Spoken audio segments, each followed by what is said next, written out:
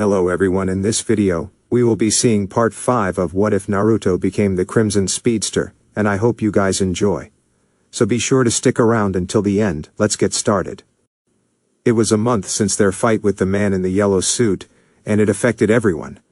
Everyone was on edge since the incident, and it was kind of hard to usher in the new year after an attack that killed several police officers, the tachyon device being stolen, Dr. Wells injured, and Barry and Naruto losing to the man in yellow. They searched Central City for days and they couldn't find him, and wherever he was hiding the tachyon device. Dr. Wells urged them to be cautious and not seek out the man in yellow until they were stronger and faster to fight him, so they spent their time training. Naruto and Barry trained their speed to their limits and increased to about Mach 1.4, but they still needed to go faster. Naruto spent his spare time when he wasn't training working on the arc reactor. They had begun construction of the reactor, and with Naruto's speed they were 20% complete with construction. Naruto liked to keep himself focused on his work with the arc reactor to keep him motivated on moving forward after his and Barry's defeat by the man in yellow. He was still with Linda, but it was a little stressed since she could tell that something was wrong, and he wasn't really able to tell her what was wrong. He hoped that he could change that in the future. Naruto also began his part-time job at the CCPD as Barry's assistant, which consisted of helping Barry at crime scenes, marking and categorizing evidence, and doing the paperwork that went with the evidence. It kept him busy, and Naruto was learning some new things. Right now, Naruto and Barry were at the abandoned Ferris Air's runway for another training sessions.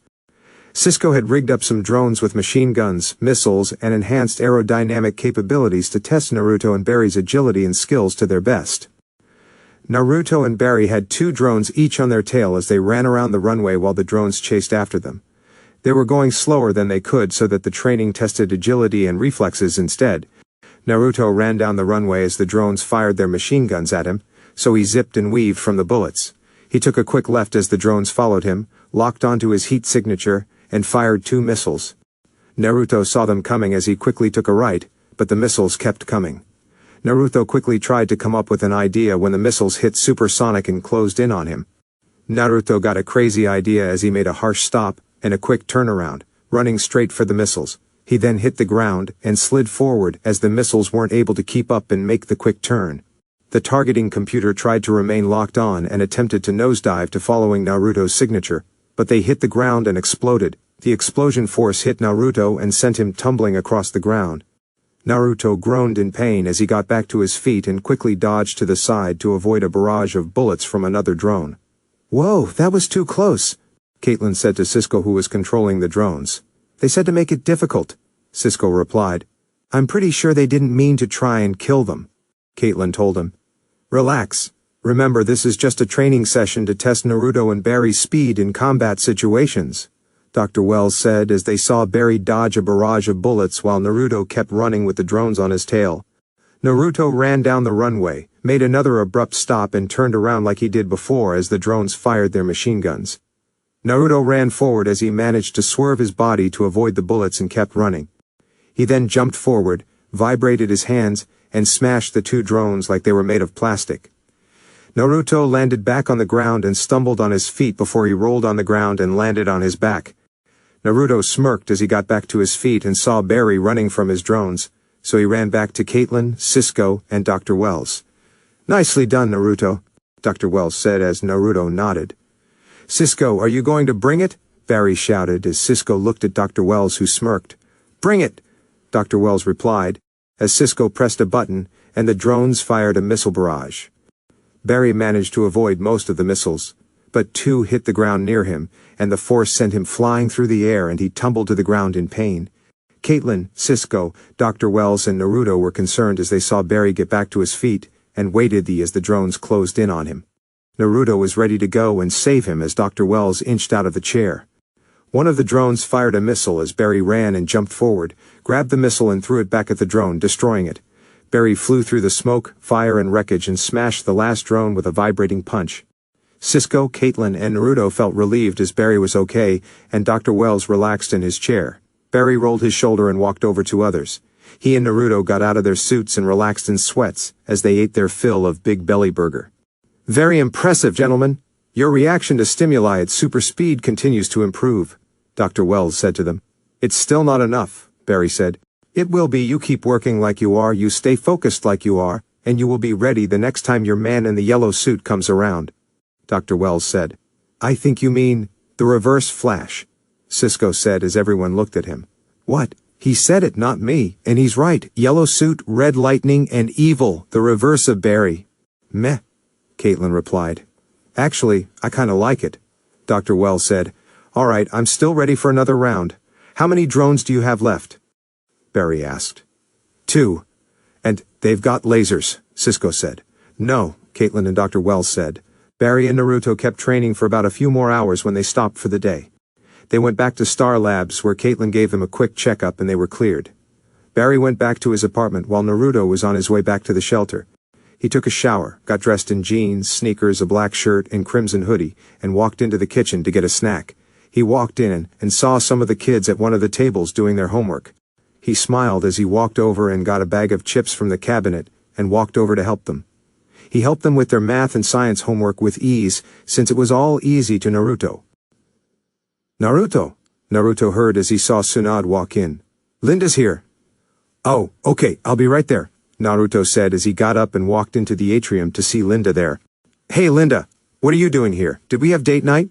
No, I just thought I'd surprise you, Linda said with a smile as Naruto chuckled. And I'm surprised. What brought this on? Naruto asked. Well, I've noticed things have been a little rough lately. Maybe we could talk, Linda said as Naruto nodded. Listen, if this is about how I've been acting the past month, I'm sorry. It's just, I've been a little stressed at Star Labs, and now I have the part-time job helping Barry at CCPD, and things have gotten a little hectic.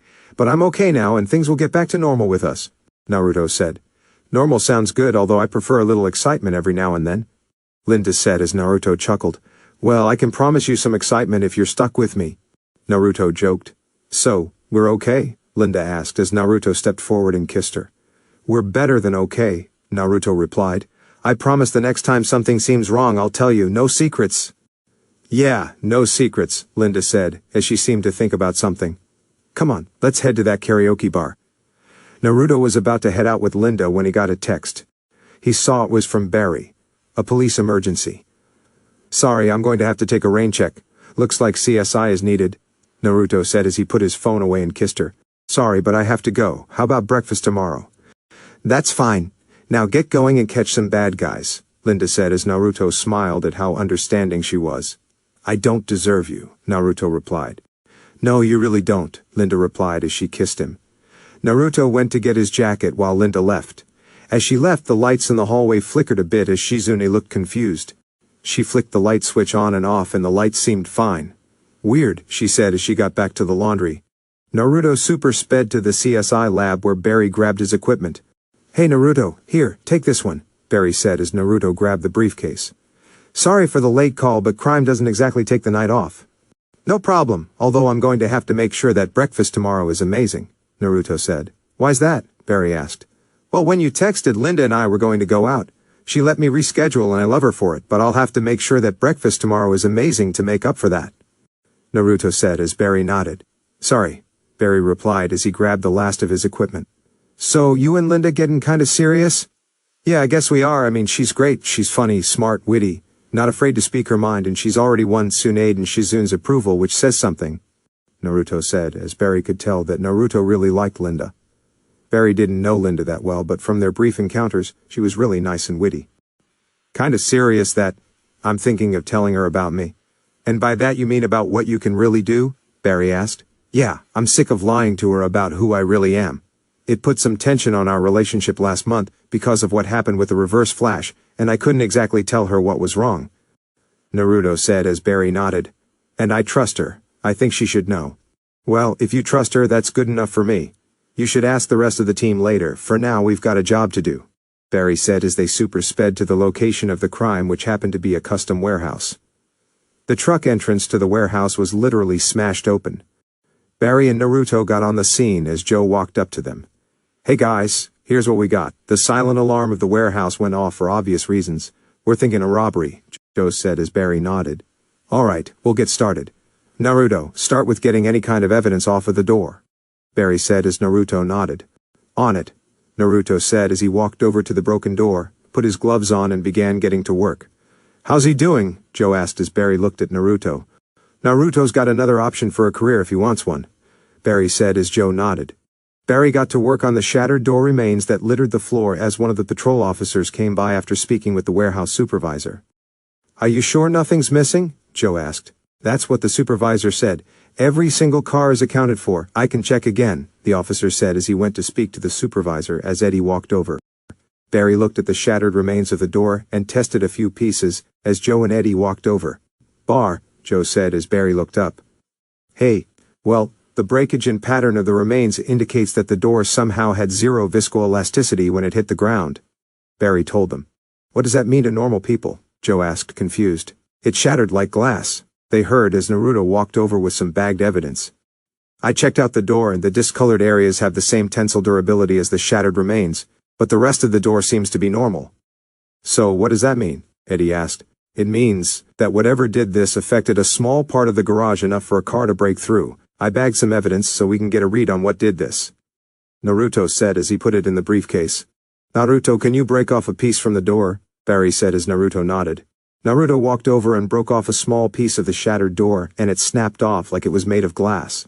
Naruto tossed it to Barry, who looked at it, curious as to what could have made steel break so easy. He took off his glove and touched it even though he wasn't supposed to, but it was a gut feeling. He touched the piece and it was cold. Ice, cold. It was frozen, Joe. Snart, Joe said as Barry nodded. He's back, Barry replied. I thought Snart was some world-class thief. All these expensive cars, he didn't take any of them? It doesn't make sense. Eddie said. Eddie, put out an APB on Snart, Joe told him. Got it, Eddie said as he left to call it in. Snart wasn't here to steal anything, Barry said as Joe nodded. He was setting a trap, Joe replied. For us, and by us, I mean. Yeah, I know what you meant, Joe said, finishing his thought. Line break XX. Barry and Naruto told Dr. Wells, Caitlin, and Cisco about Snart's return, and that he was most likely here for another match with the Flash. Dr. Wells cautioned Barry about fighting with Snart because the last 2 times they fought, innocent people were put in harm's way. If they did engage Snart, the same thing was likely to happen for Snart to even the odds, but if they didn't, he might back off. Dr. Wells, Cisco, and Naruto would develop something for the police to counteract Snart's cold gun, but the decision was ultimately up to them. Naruto arrived at Star Labs early the next day after breakfast with Linda to work on the countermeasure for Snart's cold gun. He arrived in the Cortex and saw only Dr. Wells. Hey, Dr. Wells, Naruto said. Morning, Naruto, Dr. Wells said as he sipped his coffee. I've got an idea about how we can keep the police safe from Snart's cold gun. What if we take the police's riot shield and lay out a ceramic heating ribbon to withstand and melt ice? Naruto said as Dr. Wells smiled. Great minds think alike, as I had the same revelation last night. We can incorporate a special nanoweave fiber to make the shield's light while maintaining the atomic structure of the ceramic heating ribbon, Wells said as he moved to a computer. Where's Barry? He's at work. I'm going to meet with him later once we drop off the new shields, Naruto said as he thought for a moment. Do you really think Snart will just back up if we don't get involved? Most likely. Someone like Snart is driven. From the brief glances I took at his police and psychological profile, going after you may not be a simple matter of keeping you from interfering in future heists of his, but as a way of settling a grudge. Snart is cunning and calculated, and he's fought both of you before. He'll have contingencies for his plan that most likely puts you and Barry at a disadvantage. If you don't engage him, then he might just walk away, Dr. Wells said as Naruto nodded. The choice is ultimately up to you, but if you go into this fight, you must be careful. Always, Dr. Wells, Naruto said as they moved to the workshop. There's also something else. What is it? Dr. Wells asked. It's about what we do, and the secret we don't tell everyone. I want to tell Linda about who I am and what I can do, Naruto said as Dr. Wells stopped and looked at him. And by this I assume you mean about you being a metahuman and what we do here at Star Labs? Dr. Wells asked as Naruto nodded. Yeah. Look, I understand that this is a secret that no one should know about, but I trust her. And if I want to have a chance at something real with her, then I need to tell her the truth, Naruto said as Dr. Wells sighed. And the fact that you're telling me about his means that you want to know the group's decision before you tell Miss Park? Dr. Wells asked as Naruto nodded. Yeah. Joe already knows, and Tsunade and Shizune as well, and it's worked out for us. I really see myself having something with Linda, and I can't move forward with her if I don't tell her who I really am, Naruto said as Dr. Wells nodded. And I understand that, Naruto. Do what you feel is best, Dr. Wells said as he moved over to a computer. That's it. I was expecting more of a fight, Naruto said. Perhaps it's the old romantic in me, but if I was in your situation with Tess, then I would do what I felt was best to be with her, Dr. Wells said, as Naruto nodded. Thank you, Dr. Wells. But I'm not sure if Linda and I have the same thing that you and Tess did. At the moment anyway, Naruto said as Dr. Wells smiled at him. Give it time. Something tells me that Naruto Namikaze and Linda Park have a bright future together, Dr. Wells said as Naruto smiled, and they got to work. They got to work on the ice countermeasures for the police as Cisco joined them, and they had a prototype set for testing, and once it passed the test, they'd make several for the police. Naruto went to the Cortex to get some extra ceramic wires for the shields and saw Caitlin sitting at the computer, diligently searching for something. Hey, Naruto said as she gasped, caught off guard. Sorry, didn't mean to scare you. No, it's okay, I was just kind of focused, Caitlin said as Naruto nodded and looked at what she was searching, and it was the word Firestorm. Firestorm? Naruto asked. It's one of the last things Ronnie said to me before he flew away. My dead fiancé can fly. I haven't broken that to my parents yet, Caitlin said as Naruto thought for a moment. Firestorm. Where have I heard that before? Naruto asked himself. You've heard it before? Caitlin asked. Yeah, where did I hear it? Back in a sec, Naruto said as he super sped out of the lab and went to his room in the shelter. He began speeding around the room looking for anything to do with Firestorm when he found all his old binders and notes from his classes with Professor Stein. He opened one from his sophomore year, and in his folder was a print out of an academic paper Professor Stein gave Naruto to read for extra credit project. Firestorm. That's it. Naruto super sped back to the Cortex and saw Barry talking to Caitlin. He stopped in a whoosh of air that blew Caitlin's hair all over the place. Sorry, here, this is Firestorm, Naruto said as he showed her the paper. Fusion Ignition Research Experiment in Science of Transmutation Originating RNA and Molecular Structures, Caitlin said as she read the cover. Wow, that's a mouthful, Barry said as Caitlin looked it over. It's over 800 pages. Where did you get this? Caitlin asked. From one of my theoretical physics classes at college. I was doing very well, and the professor gave me this to read for extra credit. I'll save you the stress of having to read it, but basically the paper is about the idea of transmutation. It's the process of altering the structure of an element by unzipping the atoms with nuclear energy and rebuilding it to create an entirely new element. Naruto told her. Wow, what could this have to do with Ronnie? Caitlin asked as Naruto thought back to when Ronnie saved him and Barry from Reverse Flash with a fireball. Caitlin, is our suit data still in the computer? Naruto asked as Caitlin nodded, so Naruto went searching for that night's data. What are you doing? Barry asked as Naruto brought up the data, and the scans from their suits showed increased levels of nuclear radiation. Whoa, what caused those radiation levels to go up? Ronnie, one of the points of the paper was manipulating nuclear energy to transmutate elements, and I think that the fireball Ronnie used to save us was actually transmutating nuclear energy into the form of fire, Naruto told them. A nuclear fireball, Barry said. Pretty much. Whatever happened to Ronnie, it looks like he somehow became Firestorm, Naruto said. Then how do we help them? Can we talk to the person who published this paper? Professor Martin Stein? Caitlin asked. That's probably not going to happen. Professor Stein went missing the night the accelerator went off. He's most likely dead, Naruto said, as they had a moment of silence. But the paper was co-written by Jason Rush, one of Professor Stein's grad students. He might be able to help. Thanks, Naruto, Caitlin said as she began looking for a way to contact Jason Rush. Naruto went back to working on the shields for the police, and the prototype passed the test, so they began making more. Once they finished, they went to the police station to demonstrate them to Captain Singh and the other officers. They set up a test dummy in the main atrium in the police station as Captain Singh and the other officers were standing around to watch. Dr. Wells was there as well as Naruto and Cisco with a makeshift freezing gun tank on his back. Excuse me, can I have everyone's attention? Cisco shouted. You have our attention, Mr. Ramon. Captain Singh said. Naruto shook his head and chuckled. Focus, Cisco, Naruto told him, as Cisco nodded. Right. Now, Dr. Wells, Naruto and I took your ballistic shields, and we lined them with a pretty sweet compacted heating ribbon, designed to repel temperature attacks, especially those reaching absolute zero, like Captain Cold's gun, Cisco told them. And that's supposed to keep us from turning into popsicles? One of the officers asked. That's what he just said, Naruto said. How are we supposed to trust anything from Star Labs after you nuke the city? One of the officers asked, as Cisco, Naruto and Dr. Wells shared a look. You're right, you shouldn't trust us. what happened a year ago, that was our fault. And we can't change the past, as much as we wish we could, but tomorrow is a different story, a different thing. We just want the chance to make things better. Observe, Cisco said as he put on his safety goggles and fired his ice gun at the shield. The force pushed the dummy back a bit as ice began to form on the shield, but once Cisco stopped firing, the ice began melting. Nearby officers walked over to check it out and were impressed. "Dummies are one thing, my officers are another," Captain Singh said to Cisco. "Nicely done, Cisco," Naruto said to him. "He doesn't seem to think so," Cisco said, referring to Captain Singh. "Let it be, Singh is like that," Naruto said as he went to get the other shields for the police.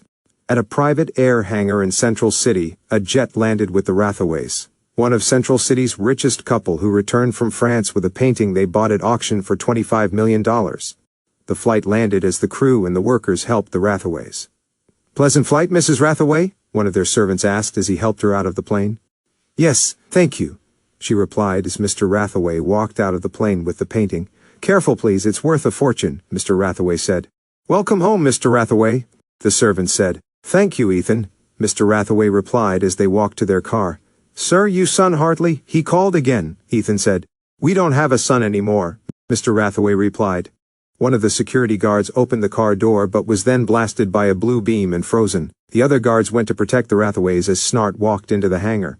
"Someone better call 911, Snart shouted. He aimed his gun at them and they backed away. "Lovely painting. Thank you so much for picking it up for me. I hate flying." He then shot a blast near them to frighten them as they backed away. "You won't get away with this. The police are on their way," Mr. Rathaway shouted. "Perfect," Snart said as he fired another blast in the air. "Now go." They ran for their lives as Snart heard the police closing in. He double-checked his gun as police cruisers swerved to a stop in front of the hangar. Joe, Eddie, a whole bunch of other officers armed with the new anti-cold shields ran forward. "Snart, freeze!" Joe shouted as Snart fired his gun, and the ice blast hit their shields, but instead of freezing and cracking, the ice melted away and the officers were safe. He fired another blast as the ice melted, but the impact from the blast kept the police back. Snart realized this wasn't working, so it was time for Plan B. "Mick!" Snart shouted. "Gah!" Mick shouted as he came from behind a plane. "What the hell?" Joe shouted. "Why do they call you people the Heat?" "I'm the Heat," Mick shouted as he fired his fire gun, and huge torrent of fire hit the police shields and forced them back. A few officers were hit by the fire and were taken away, but the intense heat of the flames made all the officers back off for risk of being burned alive. The shields kept them alive, but it wasn't designed to repel such intense heat, so it quickly began to heat up and burned the officers who held them. "Forget the cops, Mick! Get ready for them!" Snart shouted as he fired his cold gun to keep the officers away. "It's beautiful!" Mick shouted, as he was engrossed by the flames and heat his gun displayed. "Mick, Mick, Mick!" Snart shouted to get his friend back on task when Joe blindly fired his gun, and a bullet managed to hit Mick's heat gun. "We go, now!" Snart shouted as he fired his ice gun, and they made their escape. Line break XX. Snart and Mick got away and returned to their hideout while the police licked their wounds and tended to the people who were seriously hurt. Mick was at his workstation, fixing his gun. The cop's bullet ruptured the secondary internal fuel chamber. "It could have been worse," Mick said as he put the tool down and picked his gun up. "You were right to get me to learn every part and circuit of this thing. Repairing it was a snap." Mick turned around and pointed his gun at Snart, who had his gun pointed at him. "Give me one good reason I don't kill you right now," Snart said. "It's going to be hard to find someone else to listen to your winning speeches," Mick replied. "You lost it out there, just like the last job. You lost focus, became obsessed," Snart said. "I'm obsessed? What about you? You're usually counting the seconds, got the whole thing planned out, dotting T's, crossing I's, but all you care about now is those two speedsters," Mick told him. "We need to put them down, Mick," Snart told him. "Why? We got the finger painting. It's worth millions. It's ours. We're rich. Job done," Mick replied. "And what about the next job, Mick? And the job after that? With weapons like these, no one can stand against us. No one except the Flash and Impulse," Snart said as he lowered his gun. "If you want out, take the painting and go. But if you want to make Central City our home where we can do and take whatever we want, this is our chance. Your chance." Mick thought as he fired his gun at the painting and burnt it to a crisp. "Very motivational. How do we get them?" "The speedsters aren't so different from us. They've got partners too," Snart said as he had a plan. Naruto arrived at Star Labs the next day after they saw what Snart and his accomplice was able to do, using some kind of high-tech flamethrower that put some of the police in the hospital. He walked into the cortex and saw Cisco, Barry, and Dr. Wells at the computer. "Naruto, perfect timing, check this out," Cisco said as he brought up an image of the flamethrower Snart's partner used. When the heat gun was fired, it increased the surrounding temperature of the air dramatically, sort of like an extreme heat wave, Cisco said as he then smiled. "Heat wave? Stop doing that," Dr. Wells told him. "Okay, I measured the temperature output of both the cold and heat guns, right? And while the cold gun achieves absolute zero, the heat gun successfully reaches absolute hot, or the hottest temperature an object can reach," Cisco said. "Planck temperature," Barry said. "So potentially these two guns could cancel each other out," Dr. Wells said. "Yeah, but to do that you'd have to make them cross streams," Cisco said. "Like Ghostbusters?" Barry asked. "That film is surprisingly scientifically accurate," Cisco said. "And really quite funny," Dr. Wells added. "This is good, Cisco. An excellent plan B," Naruto said. "Plan B? Why not a plan A?" Cisco asked. "Well, plan A would be to grab their guns before they could even use them. I mean, Barry and I now max out at Mach 1.4, fast enough that Snart and his partner wouldn't be able to see us before they could fire their weapons," Naruto said, as he felt his phone vibrating. "You think they'll give you the chance? Snart is clever and knows that he'll try and keep you distracted," Dr. Wells said. "That's why I said it's a good plan B," Naruto said with a smirk as he saw it was Joe. "Hey Joe, what's up?" "What?" "Yeah, Barry and I will be there immediately." "What's wrong?" Dr. Wells asked. "It's Caitlin. Snart has her," Naruto said as they all shared looks of dread as Naruto and Barry super sped to the accident site.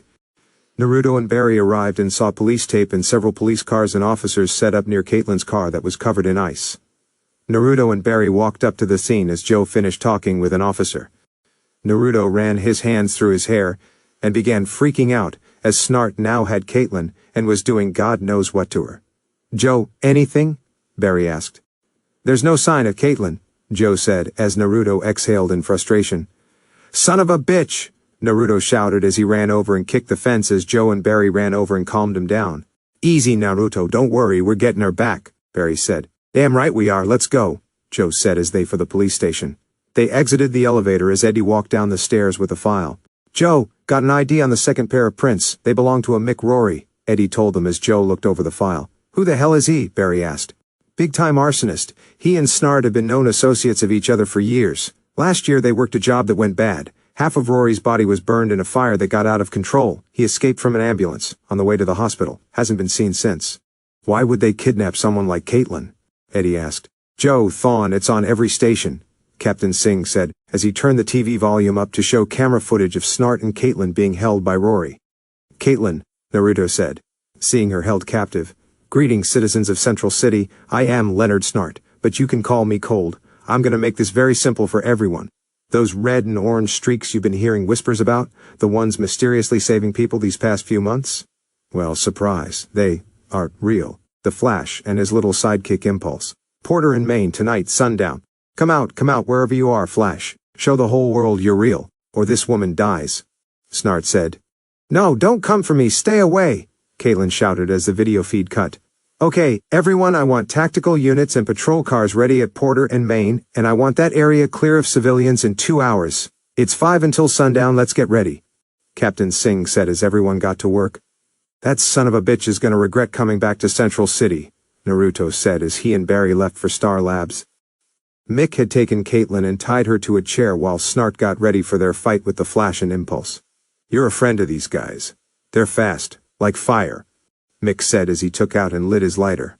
"Fire, it's undefinable. Heat, light, energy. It's an evolution when things burn." "You're sick," Caitlin said to him. "Maybe you're the sick ones. You ever think about that?" Mick asked. "Not really," Caitlin said as she looked at his burns. "You have 3rd-degree burns. Why didn't you get skin grafts?" "The fire revealed my true self, showed me who I really am. I wonder what your speedster friends will reveal when I burn their suits and skin off," Mick said. "Do whatever you want of me, but leave them alone," Caitlin warned him as Mick was amused. "You and these guys must be really close if you're willing to die for him. You want me to show you who you really are? That'd be fun. Show you who you really are," Mick said as he held his flamethrower to Caitlin's face. "Mick," Snart said, getting him to stop. "Time to go." Mick then turned the switch on a device and grabbed a fishing wire. "You better pray that the next people that come through that door is us," he said as he put a gag in her mouth and left. Back at Star Labs, Naruto was at the computer while Barry was pacing back and forth. "Please stop that, you're distracting me," Naruto said as he tried to stay focused. "Sorry, anything yet?" Barry asked as Naruto nodded and motioned him to come over. "From Caitlin's car, I managed to piece together surveillance footage of Snart and Rory that leads to a 2-square-mile area near the industrial sector," Naruto said as Barry looked over the information. "That's a lot of ground to cover," Barry said as Naruto nodded. "I know, but I think Mick Rory will want to have it hot," Naruto said as he brought up thermographic imaging from the Star Labs satellite as it began running scans of the area, which would take a few minutes. Barry then got a call from Joe telling him that it was time. "It's time," Barry said as Naruto nodded. "Go and just keep them occupied. I'll come when Caitlin's safe," Naruto told him as Barry nodded and got suited up as Naruto stayed at the computer until it finished the search. He then got a ping on an old pipe warehouse, and the heat signature there was 3 times intense than any of the other buildings in the area. "I'm coming, Caitlin." Naruto grabbed his suit and ran through the city in a blur of orange and white lightning and arrived at the warehouse as Joe and Cisco pulled up in Joe's car. "You sure this is the place?" Joe asked. "I checked the CCTV footage and satellite images. Unless this place is suddenly back into production, this is it," Naruto said as Joe nodded and pulled out his gun. "Stay close," Joe told Cisco as Naruto opened up the loading bay door and they walked in. "Caitlin?" Cisco called out as they heard a muffle. "Caitlin, is that you?"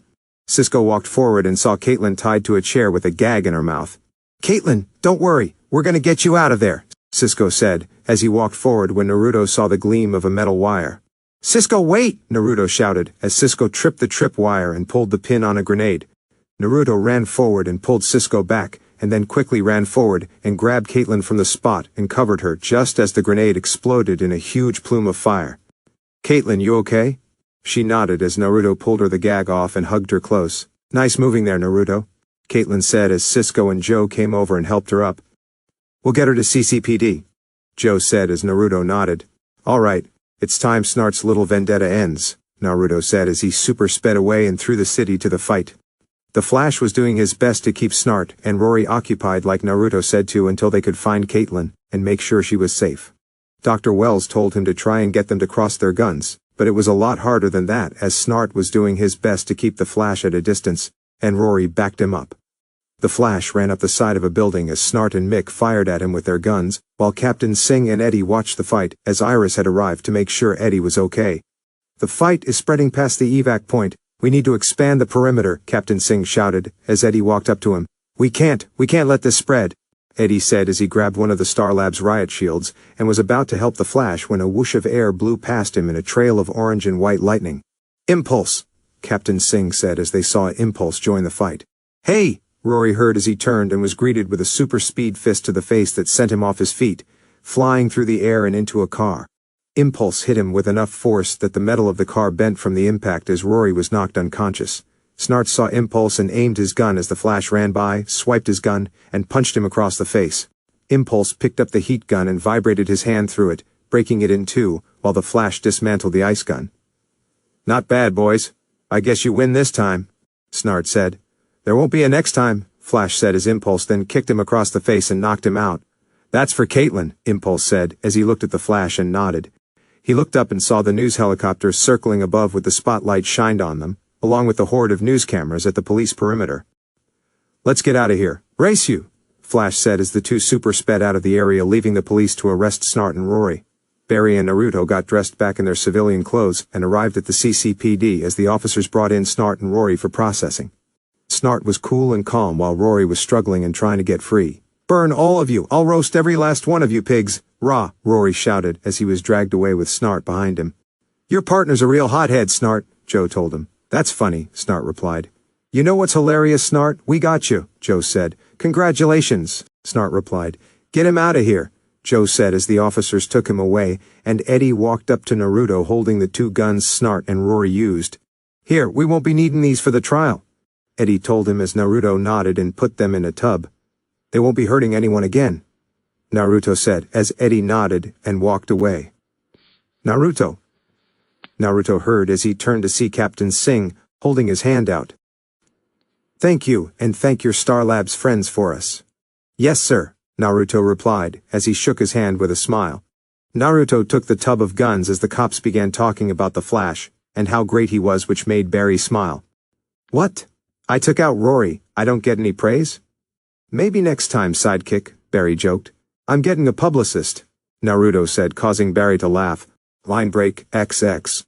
The guns were destroyed, and any kind of link, blueprint, or piece of information of how they could be made was erased from the Star Labs servers. Snart and Rory were then shipped out to Iron Heights for life sentences, and things were looking good in Central City. It was only a day after they put Snart and Rory away that Naruto learned Team Arrow in Starling City needed help. Naruto was working on part of the reactor ring at Star Labs, while Dr. Wells was busy doing something. Cisco and Caitlin were elsewhere, and Barry was at the CCPD. Naruto adjusted some measurements when his tablet began showing breaking news from Starling about the recent murders of 2 Starling City aldermen, and the rescue attempt failed by Arsenal, and a woman in black suit and a blonde wig, but Naruto noticed the arrow was nowhere to be seen. 1. What the hell? Naruto asked as he took out his phone to call Oliver but didn't get anything. Naruto called again but got nothing, so he called Felicity. Hello? Felicity answered. Felicity, it's Naruto. I saw what happened on the news. Is everyone okay? Naruto asked. I think so. To be honest, I haven't been in the bunker in a few days, Felicity said, as Naruto could tell something was wrong. Felicity, what's wrong? Naruto asked. Naruto, Oliver's dead, Felicity said, as Naruto was shocked. What? Naruto asked. He went to fight the head of the League of Assassins to save his sister, and he didn't make it. I can't talk right now. I need to go, Felicity said as she hung up. Naruto was frozen in shock as Oliver was dead. He seemed unkillable. Naruto looked at the news, and the reporter went on to elaborate that this attack was because of a local gang leader named Daniel Brickwell. Naruto watched the news and set his mind to what he felt he had to do. Naruto walked into the cortex, grabbed a spare bag from the cabinet, and filled it up with several high-energy calorie bars and grabbed his suit off of the mannequin. And where do you think you're going? Naruto heard as he turned to see Dr. Wells. Starling City, Naruto said as he put his boots in the bag. Off for another unscheduled trip with the Starling City vigilante? Dr. Wells asked. No, he's dead, Naruto said as Dr. Wells froze. Oh, Dr. Wells said. But Felicity and his team need help, and I'm going to help them, Naruto said as he put the rest of his suit in the bag and zipped it up. Don't try to talk me out of this. I made up my mind. I know, and I know better than to stop you, especially when I literally can't, Dr. Wells said as Naruto nodded. Tell Barry and the others I'll be back as soon as I can, Naruto said as he slung the pack of his shoulder. And if Linda should call? Dr. Wells asked. Tell her it was an emergency. I'll explain this and everything to her when I get back, Naruto said as he walked to the door. Naruto, Dr. Wells said as he stopped and turned. Be careful. As careful as anyone can be, Naruto said, as he super sped out of Central City to Starling City 600 miles away. In Starling City, Roy and Diggle were in the bunker after the failed rescue of the aldermen, contemplating their next move and if they could protect the city without Oliver. Roy was brooding at the table while Diggle walked over to Oliver's chest and took out the bottle of Russian vodka and 2 glasses. That alderman died because of the decision I made. And there was no Mirakuru to blame this time, Roy said as Diggle walked over. Don't take that on yourself, man. That was Brick, Dig said as he poured 2 glasses of vodka. What's that? Roy asked. Sometimes me and Oliver will come down here after, tough nights. He would pour this. Look up and say, Prognost, Dig said as he and Roy took their glasses. What does that mean? Roy asked. I have no earthly idea, Dig said as Roy chuckled. To Oliver. To Oliver, Roy said as they cheers and took a sip. I think the word means strength, they heard as they turned, to see Naruto walk in with a bag slung over his shoulder. Probably a rough translation, but something along those lines. Naruto, what are you doing here? Dig asked. I saw what happened on the news and Felicity told me what happened. I'm sorry about Oliver, Naruto said as he put his bag on a table.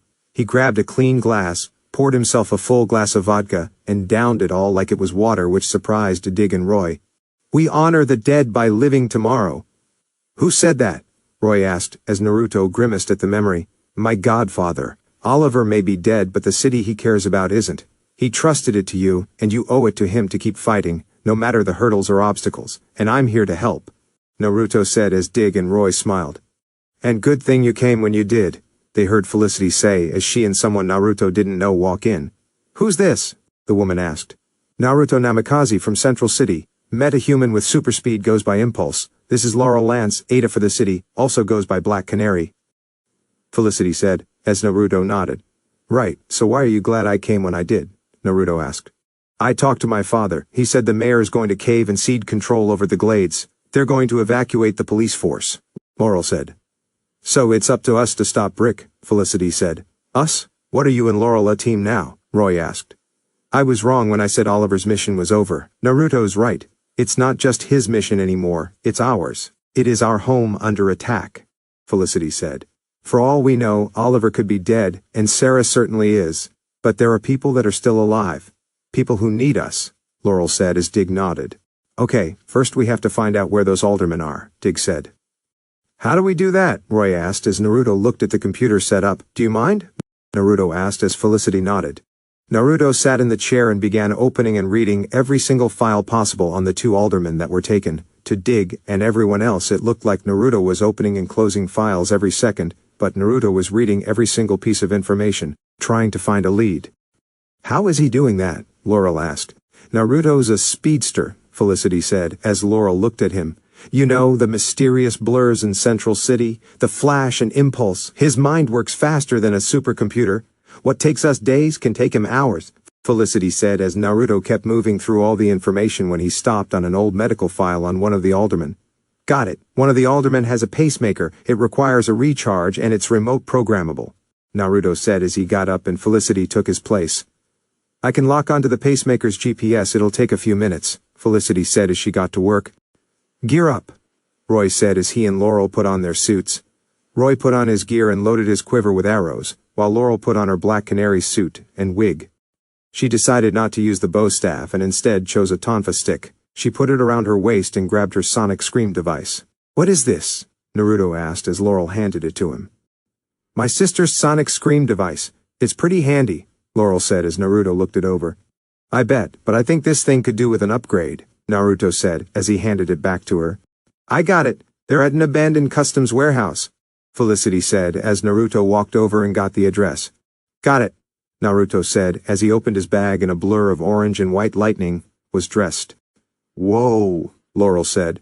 Still not used to that, Dig said as Naruto loaded the address to his goggles. Naruto, I've opened up a link to your goggles. Everything you see we see, Felicity said as Naruto nodded. Roger that, Naruto said as he grabbed Laurel and Roy. All right, hold on and don't puke. Naruto Super sped through the city, carrying Roy and Laurel until they arrived inside the warehouse on the 3rd floor. Roy and Laurel staggered a bit from the sudden movement as it made them feel nauseous, but it quickly passed. Breathe through the nose, Impulse told them as he switched his goggles to thermal mode. Okay guys, from Impulse's goggles, there are 15 bad guys in the warehouse, Brick include. The aldermen are located on the 2nd floor in a storage room, and based on the scans I'm getting there's a bomb near them. Felicity told them over the comms. Brick certainly didn't take any chances, Arsenal said. If I get a look at the device I can talk Impulse through deactivating it, Felicity said. Just be careful, there are 14 guys in there armed with guns. It's going to be close quarters in there, Dig said. Don't worry about the guns, I can handle that, Impulse said. Let's go, Black Canary said as they moved to the 2nd floor. Canary kicked a thug down the stairs and followed it up by slamming him in the head with her tonfa as Arsenal and Impulse jumped over the staircase railing. Impulse blocked and parried a punch from a thug and punched him in the gut in response. He then kicked him away as Canary then hit him over the head. Arsenal smacked another bad guy with his bow as Impulse grabbed the thug's arm, threw him over his shoulder, and knocked him out with a punch to the face. Arsenal kicked a bad guy to Impulse who grabbed him and threw him into a wall and punched him across the face. He then grabbed a baseball bat that a thug tried to hit him with, disarmed him, and hit him in the gut and then across the head, knocking him out.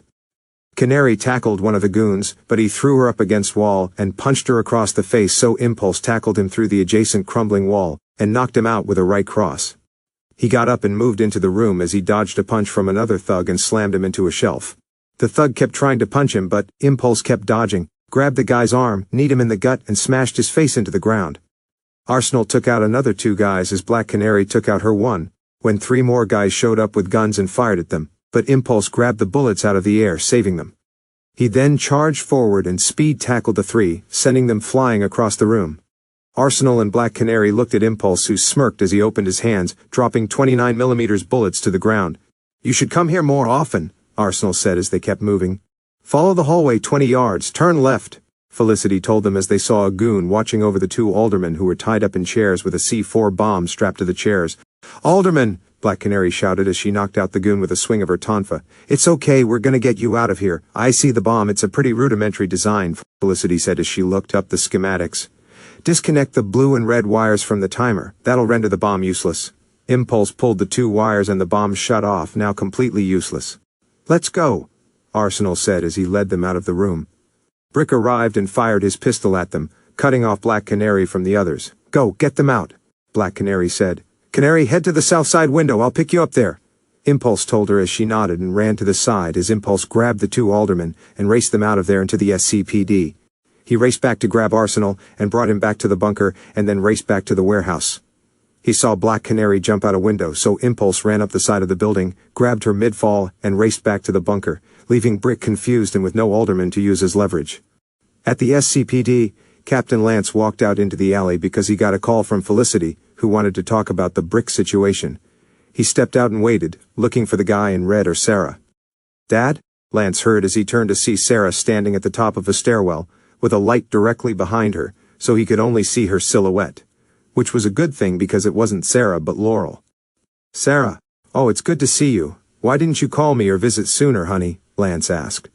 Things have been complicated, but I don't want you to worry about me. I'm fine, and I'm here to help, Laurel told him, her voice disguised to sound like Sarah's. Both aldermen are safe with their families. Nice job for all the good it did, Lance said. What does that mean? Laurel asked. Mayor Castle caved. She's pulling SCPD out of the glades, Lance told her. But why? Brick doesn't have the alderman anymore, Laurel said. No, but what he does have is the home address of every city council member and their family, and the means to hurt them. Played that card 15 minutes ago. From now on, all SCPD are ordered to stay out of the glades, and if we encounter any of Brick's men, we leave them be. Lance told her. What can I do to stop him? Laurel asked. If you grab all the information that Brick has on the city leadership and you manage to take him down, it might make Mayor Castle think it's enough for us to move back in, Lance said as he could see Sarah nod and turn to leave. Wait, sweetheart. How about we, cry over each other's shoulders, over dinner at the Chinese place you love? I can't, I'm sorry, Laurel said as she turned to leave. What's going on, sweetheart? Why are you trying to avoid me? Lance asked. I'll explain everything, just not tonight, Laurel said as she left. Laurel made her way back to the bunker and told everyone the news. The SCPD were out of the glades and they were on their own until they could take down Brick. Well, it's us against an entire criminal organization. We've had better odds, Felicity said. Until we can take out Brick, my father and the SCPD won't lift a finger to help, Laurel said as she took a deep breath. Hey, you okay? Naruto asked, seeing her shaken. I'm fine, thanks, Laurel replied with a smile. We keep fighting and we'll figure out a way to take down Brick. It's what Oliver would do. Dig said. Besides, you got a speedster on your side. Evens the odds a little bit, Naruto said as they smiled. Line break XX. It had been 3 days since the SCPD had pulled out of the glades, leaving the citizens of the area under the control and torment of Brick and his army of gang members and goons. With Naruto, Dig and the others were able to keep the area safe, and they kept taking out and tying up Brick's men, but the police would just let them go until Brick was arrested. And Naruto ran all over the glades twice to try and find him, and he must have gone into hiding or someplace Naruto couldn't find. But he and Team Arrow did their best to keep the glades safe and beat the crap out of all of Brick's men they came across. At a local diner, the TV was playing the local news, which was currently displaying a table debate about Mayor Castle's recent actions to pull the police out of the glades and conceding control to Brick. The glades have been without a police presence for 3 days now, and the situation there is only getting worse. Daniel Brickwell threatened every member of local government. What else was Mayor Castle supposed to do? This is worse than negotiating with terrorists. The TV was destroyed by a baseball bat from one of Brick's goon, who was at the diner to collect taxes. Everyone in the diner got behind the bar and cowered together. Tax time. Brick wants his cut. Now give me all the cash in the register, or I'll make your head look like that TV, he said as he slammed the bat onto the bar. I have another idea, Arsenal said as he stepped into the diner. Looks like we got ourselves a real live superhero here. You that red steak I've been hearing about on TV? He asked. Wrong city. Arsenal said he ducked and spun to avoid the baseball bat and got behind him. He blocked the bat with his bow when another goon got up behind him and placed a shotgun at his head. Either way, I bet Brick will pay us a finder's fee. Make the call, he said as the other guy pulled out a walkie-talkie. Guns down! They heard as Black Canary entered the diner. She smacked the shotgun out of the gun's hands and slammed him in the face with her tonfa while Arsenal knocked back his opponent. He quickly took him out with a bow swing to the head, as Black Canary took out her guy when she slammed his head onto the bar. Grant must be some teacher, Arsenal said, causing her to smile. He then placed his finger to his ear. Diner at 10th clear. Felicity and Diggle were at the bunker. Hearing the incoming calls the citizens of the Glades made to the police for help, only for nothing to happen. Diner's taken care of. Why are these people calling 911? Don't they know the police have pulled out of the Glades? Felicity asked. Because they're desperate and scared, Diggs said as he saw another crime show up on the computer. Break in at 15th and 8th. On it, Impulse said over his comms as he super sped through the city to the address, grabbed the burglar and tied him up at a lamppost. Done, give me another. There's a string of robberies along Jim Lee Boulevard, Felicity told him. On my way, Impulse said as he super sped away. Roy, Laurel, multiple reports of looting at Western and Oxnard. Dig told them. Got it. On our way, Arsenal said, as he and Laurel threw the goons through the diner windows before leaving via Roy's motorcycle. Captain Lance was in his office at the SCPD, listening to all the calls coming in, and couldn't take it, so he called Felicity. It's Lance, Felicity said.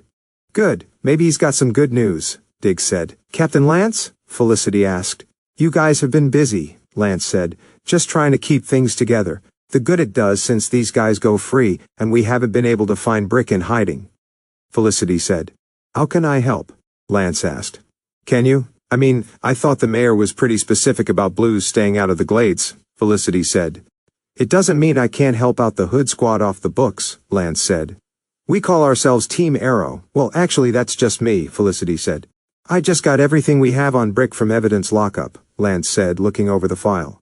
Okay, I'll send Arsenal over once the next brush fire's put out, Felicity told him. Arsenal? What, are you guys just pulling names out of a hat now? Lance asked. Felicity, you might want to wrap it up, we just got 3 more calls, Diggs said.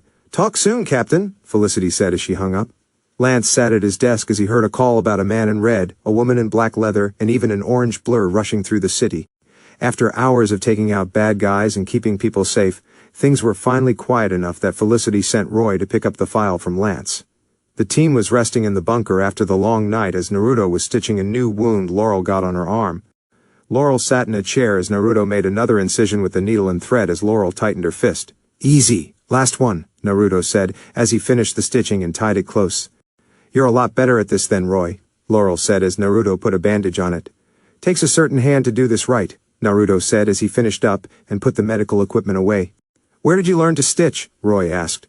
Sunad, the woman who runs the group home I live at, was a doctor. When the kids got hurt she had me help and she taught me how to stitch should something happen if she wasn't there, Naruto said as he put the first aid kit away and grabbed a high-calorie energy bar. Super fast superhero scientist and an amateur doctor, what can't you do? Felicity asked. I can't sing, trust me, it's not pretty, Naruto said, as that managed to crack a small chuckle. Although after the past few days that would seem like a welcome challenge. Thanks again for sticking around, Naruto, Diggs said, as Naruto nodded. More than happy to help, but the fat load of good it does. I can run around this city and tie up every bad guy I see. It still won't do any good until Brick is dealt with. Naruto said. My father give us anything to use to locate Brick? Laurel asked as Dig and Felicity sighed in exhaustion. I don't see how, some of this stuff goes back decades. Dig said. There is plenty of evidence against Brick, but there's nothing the police can make stick, Felicity said as she rubbed her eyes. The modern justice system at work, Naruto said. So, this is what Brick has reduced us to, grasping for straws, Laurel said as Felicity walked over to her computer. I don't know how you guys have done this for so long. We had Oliver, he had experience with this kind of thing, Roy said as Dig walked over to Felicity. What are you doing? He asked. Grasping at straws, I'm pretty sure, but maybe there's something in Brick's MO that would suggest a couple doors for us to kick down. For you to kick down, Felicity said as the computer beeped. What was that? Laurel asked. Cross-reference with Alderman Ford's murder and the evidence your father gave us, Felicity said as she brought up the information that surprised them. The same gun was used in a 20-year-old shooting. The same gun? Either that's arrogance or stupidity, Roy said. With Brick it's a toss-up, Naruto said. In this case, definitely stupidity. The victim from 20 years ago, Felicity said as the data brought up the newspaper article on the murder of Rebecca Merlin. Rebecca Merlin, Daniel Brickwell killed Malcolm Merlin's wife. So, Brick killed Merlin's wife. What does that have to do with anything? Roy asked. It is just another reason for them to share bunk beds in hell. Not that I generally believe in hell, but for them, I will make an exception, Felicity said. Maybe we should get Merlin to solve our brick problem for us, Dig said. That's pretty dark, Laurel replied. Laurel, if you don't think things are dark, you haven't been paying attention, Dig said. Though was Merlin was dead after the earthquake nearly 3 years ago? Naruto asked as the four looked at him. Right, Naruto doesn't know. Long story short, Merlin faked his death and has been alive this whole time, Felicity said. If he's been alive, why come back to Starling City? Especially if he wants the world to think he's dead. I'm pretty sure being in the city he nearly destroyed isn't a good idea, Naruto said. And it's not, but he came here for one reason. Thea, Roy said as Naruto looked at him. It turns out Merlin is Thea's biological father. Whoa, wasn't expecting that, Naruto said. Merlin organized a whole conspiracy that sent Oliver to fight Ra's al Ghul, and he's the reason he's dead, Felicity said. Her voice trembled a bit. Right, if I ever see this guy, I'll punch him in the face or super speed him into a nearby volcano, Naruto said. Probably be doing the world a favor with that, Tig said. Even if we did sick Malcolm Merlin on Brick, which I'm not saying we do, it won't do us any good. We've been trying for 3 days to find Brick and we've come up empty. I've searched the entire city 3 times, and unless there are secret bunkers I don't know about, Brick's gone, MIA, Naruto said. Naruto's right. Brick's men have been busy. They're cutting down cell towers and disconnecting traffic cams and staying out of satellite line of sight, like basically every way I know how to find somebody, Felicity said. Brick's here in the Glades. He has to be. He wouldn't have gone through all of this just to leave. He'll want to be right in the middle of it, Dig said. If the cell towers are down, how's Brick's crew communicating? Roy asked as Laurel remembered something. At the diner, his men they were using walkies, Roy said as he remembered as well. Felicity walked over to the computer as Laurel joined her. Do you think that you could, use those signals to locate Brick? Laurel asked. You haven't been down here that much, Felicity said as she began running calculations. If they're communicating via radio, they'll be on the FRS, somewhere between 462 and 467 megahertz. If I send out a frequency burst, I should be able to triangulate their location. I did not understand one word you said, but Oliver was certainly lucky to have you, Laurel told her, as Felicity's calculations brought up the location. 114 Grandview Plaza, Dig said. Felicity, that's the Glades precinct, Laurel said. Well, it's not like the police are using it, Roy said. I checked that place and I didn't see Brick at all, Naruto said as Felicity did a little digging. And I think I know why, Felicity said as she brought up a geographic view of the precinct and old newspapers articles from the 20s. Back during Prohibition, the Glades precinct used to be a famous bar and had a secret tunnel that led to a hotel a few blocks away. During the 50s, the bar was then turned into the precinct.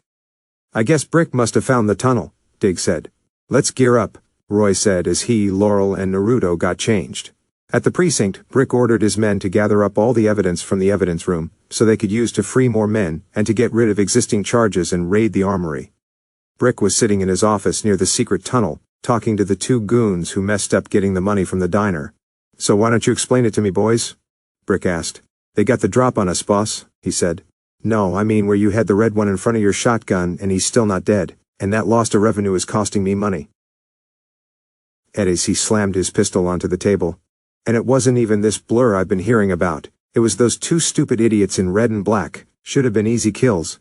Brick adjusting his tie and put the pistol on the table. Now you know the deal, boys. You take me down first, you walk out alive, Brick told them as the 2 men looked at each other.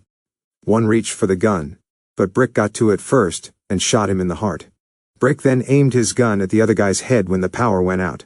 Felicity managed to cut the power to the building and was going to give Arsenal, Black Canary, and Impulse help and a bird's eye view. Okay, the power's out, Felicity said. There's ventilation shaft 40 feet north of your current position. It should drop you off in the east wing. There are only 2 sentries there now. Dig told them. Got it, Arsenal said as he and Black Canary entered through there.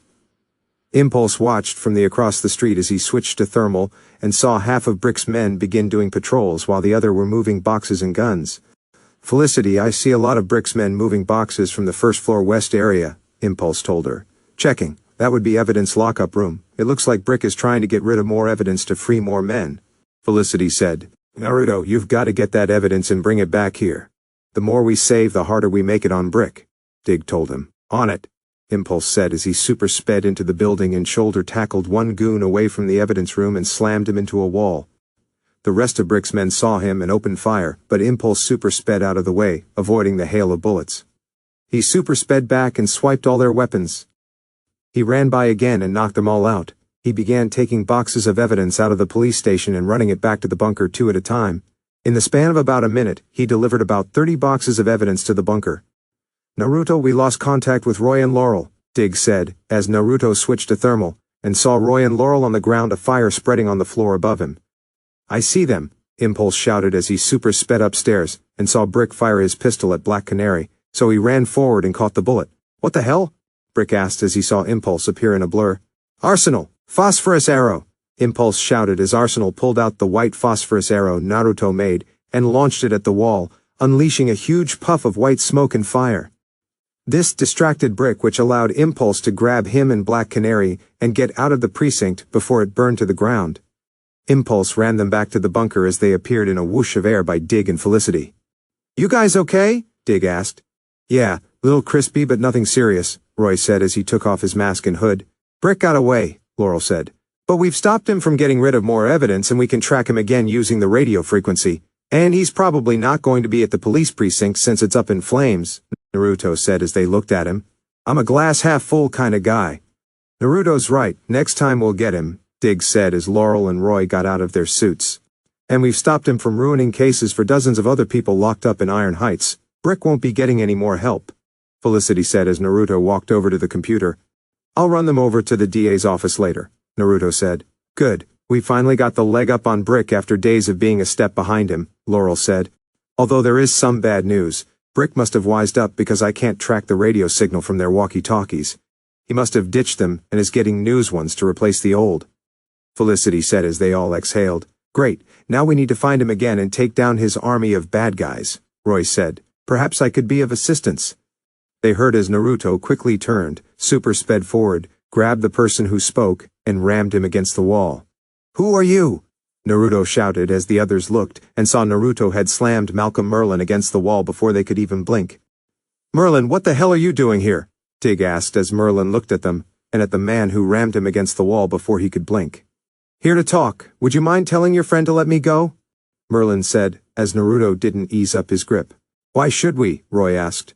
Because I came to discuss a mutual inconvenience you've been dealing with, and who almost got the upper hand on you tonight, Merlin said as Dig looked at the others. Let him go, Dig said, as Naruto let go of Merlin. Merlin cleared his throat and fixed his tie. You must be one of the Central City speedsters I've seen on the news, Merlin said as Naruto then speed punched him across the face. Merlin stumbled back and spit out some blood. That was for Oliver, Naruto said as he walked back to the others. Somebody please tell me how this is happening again, Felicity said, not happy to see Merlin in their hideout. Daniel Brickwell, it seems we have a common interest, Merlin said.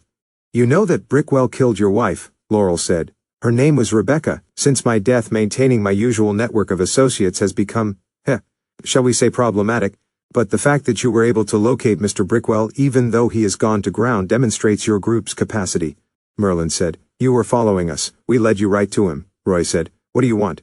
If we led you right to him, then you have everything you need except you came here instead, Naruto said. It would seem your new friend is very observant.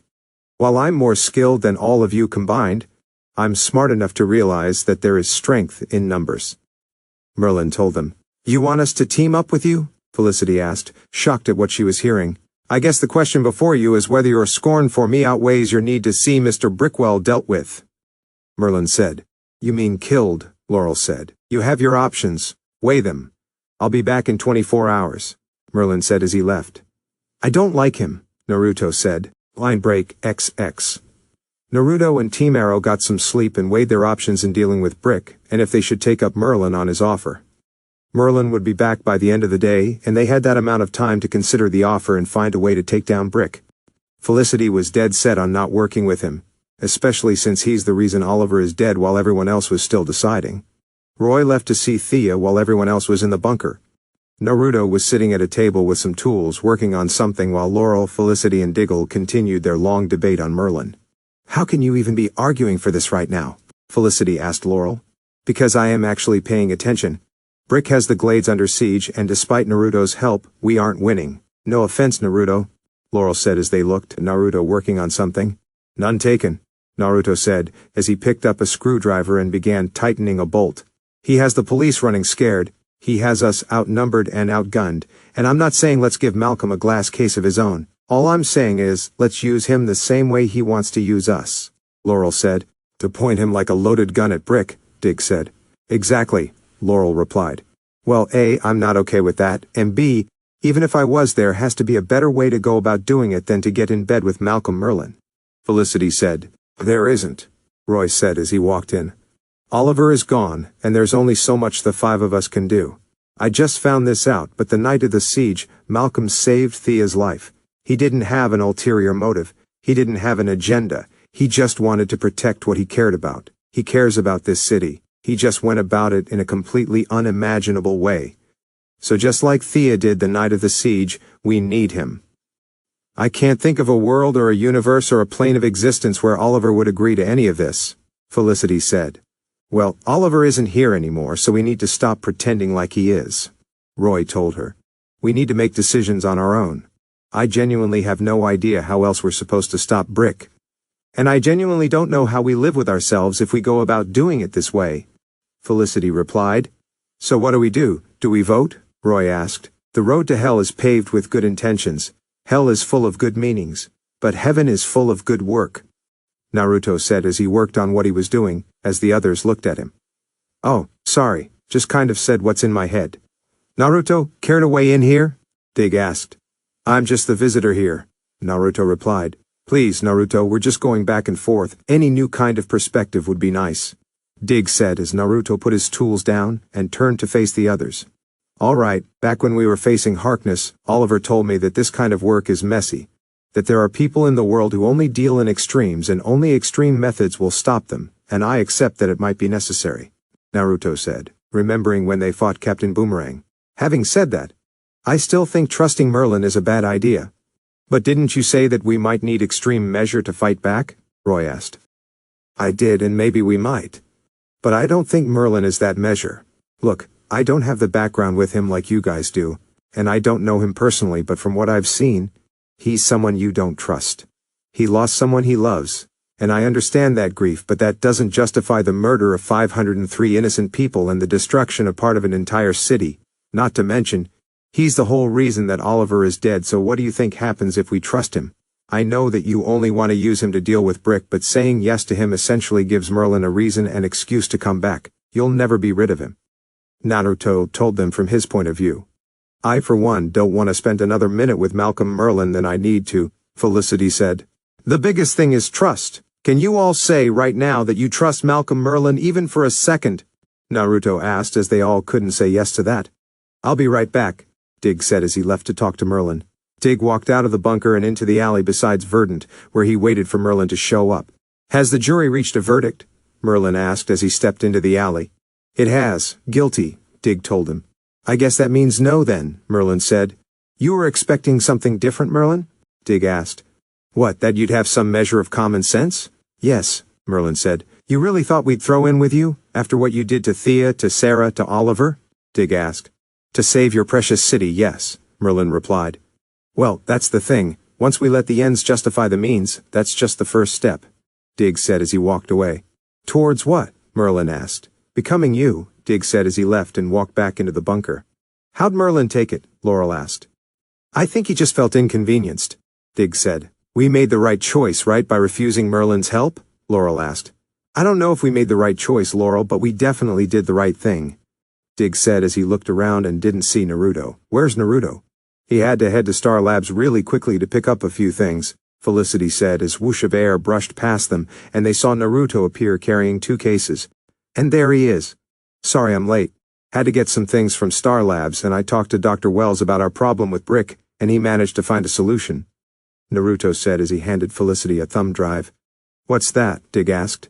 "Dr. Wells managed to work out a program and algorithm that can track hard to find radio transmissions using FRS," Since those frequencies aren't used as much as they used to be, the program can use our previous search to narrow down likely frequencies that Brick will be using," Naruto said as Felicity plugged in the program and it got to work on tracking down Brick. "Nicely done," Laurel said as they now had a way to track down Brick. The program kept running when it managed to isolate the frequency Brick was using and was now tracking his location to an old abandoned hotel in the Glades. "We got him," Felicity said. "We have him, but now we need an army to take him and his thugs down," Roy said. "You've got me. Even the odds a bit in your favor. And we've got Dig as well. We don't need Merlin. He's not the only person who's willing to fight," Naruto said as Laurel got an idea. "Naruto's right. We need some extra support out there, but Merlin's not the only person in town," Laurel said. "Who else is there?" Dig asked. "I can think of a few people," Laurel said as Dig nodded. "Let's do it. It ends tonight. An all-out assault on Brick," Dig said as they nodded. Laurel and Roy left to get some friends to help while Dig walked over to get a balaclava mask. "You won't be needing that, Dig. I got you something better," Naruto said as he handed him a case. "What's this?" Dig asked. "Well, Lila did say to make you something to keep you safe out there, not to mention keep your identity a secret. This is it," Naruto said as he opened the care to reveal an black and gray colored metal helmet with a T-shaped visor. Polycarbonate tubing helmet with accompanied laments and polymers, custom made along with a retractable visor that comes with a variety of enhanced vision modes. 2. "Naruto, this is incredible. When did you have the time to design something like this?" Felicity asked as Dig picked it up and looked it over. "It's been a lackluster month since the holidays. I spent that time building and making some new toys I think you guys will like. How's it feel, Dig?" Naruto asked as Dig put it on and strapped it tight as the visor came up. "Amazing," Dig said as Naruto smiled. "And that thing is bulletproof so you won't need to worry about gunfire," Naruto said as Dig smiled. "You outdid yourself, Naruto," Dig said. "Happy to help," Naruto said as he suited up. Roy and Laurel returned to the bunker an hour later and got suited up. Roy filled up his quiver with arrows as Laurel put on her suit and strapped her tonfa around her waist. She was about to grab her sonic device when Naruto walked forward with the other case. "When I said you could do with an upgrade, I think this one will do nicely," Naruto said as he opened the case to reveal a high-tech device that looked like a choker or a collar with a canary symbol in the center. 3. "Oh my God," Laurel said as she picked it up. "It reads your own vocal emissions and reprocesses it via a digital output into a multi-channel with quadruple the range and triple the resonance. When you scream, everyone better have good earplugs because you will knock them down," Naruto said as she was amazed. "I can't believe you were able to make this so quickly," Laurel said. "I've been known to work fast, and it's calibrated it to your own biometrics so no one else can use it," Naruto said as he took it. "May I?" Laurel nodded as she moved her hair so Naruto could put it around her neck and secure it in place against her throat. "Just scream and this thing will unleash hell. It's so powerful that it produces physical distortions of sound waves in the air. Every canary needs a cry," Naruto told her as she liked it. "It's amazing, Naruto," Laurel said as adjusted the collar, "and to make sure you guys don't lose your hearing, I've made these special earplugs that'll protect you from the intense sound," Naruto said as he handed Laurel, Roy, Dig and Felicity the earplugs. "All right, we stop Brick tonight," Dig said as they left the bunker. Brick and 2 of his guards were leaving the abandoned hotel they were staying at, ready to go on a drive when 2 arrows destroyed the headlights and another hit a tire, deflating it. Brick looked and saw Arsenal, Black Canary, and a new guy standing in the street. "Looks like you kids got yourself a babysitter to take you trick-or-treating. Well, look at that. Didn't anybody tell you Halloween was 3 months ago?" Brick asked. "Daniel Brickwell, you have failed this city," Black Canary and Arsenal shouted. "And you seem to have failed in your maths. Can't you see there's a lot more of us than there is of you?" Brick asked as 200 of his men joined him all armed with guns. "Guess again, Brickhead," Sin shouted as she and 100 denizens of the Glades joined Arsenal, Black Canary, and Dig all armed with pipes, bats and other weapons. One person dressed in a black jacket, mask and armed with brass knuckles walked up beside Black Canary and she smiled. "Is this little parade supposed to mean something? Or have you forgotten that I've got all the firepower? Kill them all!" Brick shouted as his men raised their guns, but before they could fire a shot, an orange and white blur raced by all of them and all their guns were gone. "What the hell is going on?" The blur raced by them as Impulse stopped next to Dig. "Sorry I'm late, but I think that evened the odds a bit," he said as Dig nodded. "Get him!" Brick shouted as his men charged forward while Arsenal and the others charged at them, and the two clashed in the street. Impulse Super sped forward, knocking back several of Brick's men with ease as he jumped and punched a thug in the face, knocking him into a car.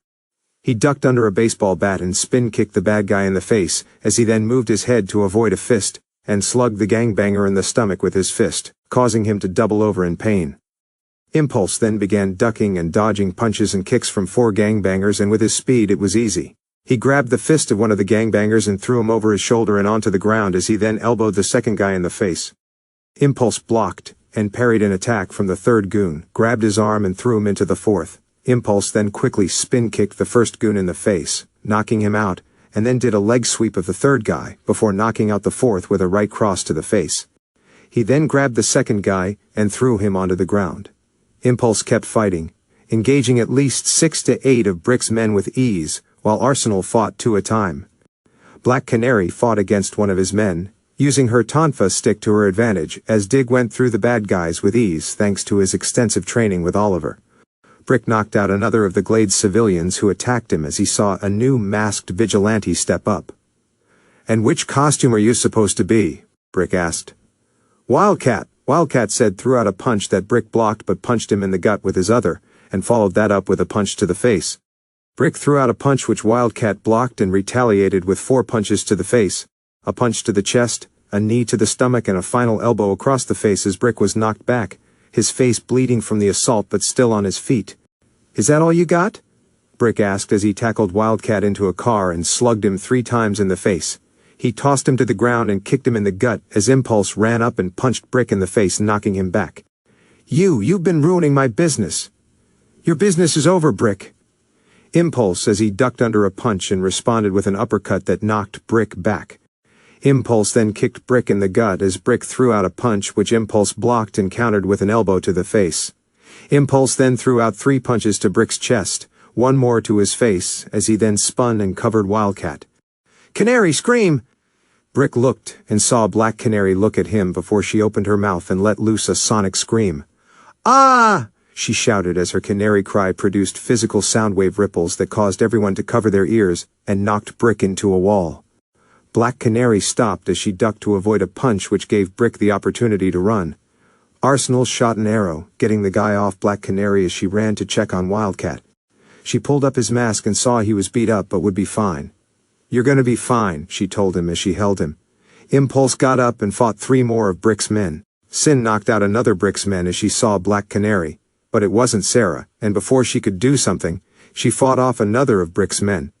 Arsenal took out another 2 of Brick's men with his bow as Impulse knocked out 3 more of Brick's men when the familiar sound of an arrow hitting someone caused them to turn and see a guy who tried to sneak up on Black Canary got an arrow in the leg. And it was green-colored one. "Oliver," Black Canary said as Impulse and Arsenal smiled, glad that he was in fact alive. "Arsenal, let's end this now," Impulse shouted as he nodded. Arsenal pulled out 4 instant cement arrows from his quiver as Impulse began rounding up all of Brick's men they had dealt with and grouped them together. Once they were in groups of 15 or more, Arsenal fired an instant cement arrow near them, trapping them. They trapped most of Brick's men as Impulse took the rest and tied them up with rope and sat them on the street. The fight with Brick was over as all his men were taken care of, but Brick was missing. Then Brick was thrown into the street, his hands tied and an arrow in his leg as everyone looked to see the arrow standing on the roof. "Felicity, contact the SCPD. Brick's captured, it's over," Dig told her as she did, and soon police officers began pouring in, and even a police bus arrived to take away all of Brick's men. Dig and Arsenal made their way back to the bunker, as Impulse took Wildcat to the hospital. He arrived back in the Glades and hung back in the alley where Laurel was as the denizens of the Glades gathered around to see the arrow speak to everyone as the police took Brick into custody. "I've been gone, and I'm sorry. Sorry for what the city has had to endure in my absence, but you did endure it, and the evidence of that struggle is lying at my feet. You did not fail this city, and I promise I will not fail you by leaving it again," Arrow said as he fired a grapple arrow and grappled away, leaving the police arrest all of Brick's men. "He always knows how to make an entrance," Naruto said as Laurel smiled. "That he does," Laurel replied. "Thanks for taking Ted to the hospital. Don't mention it.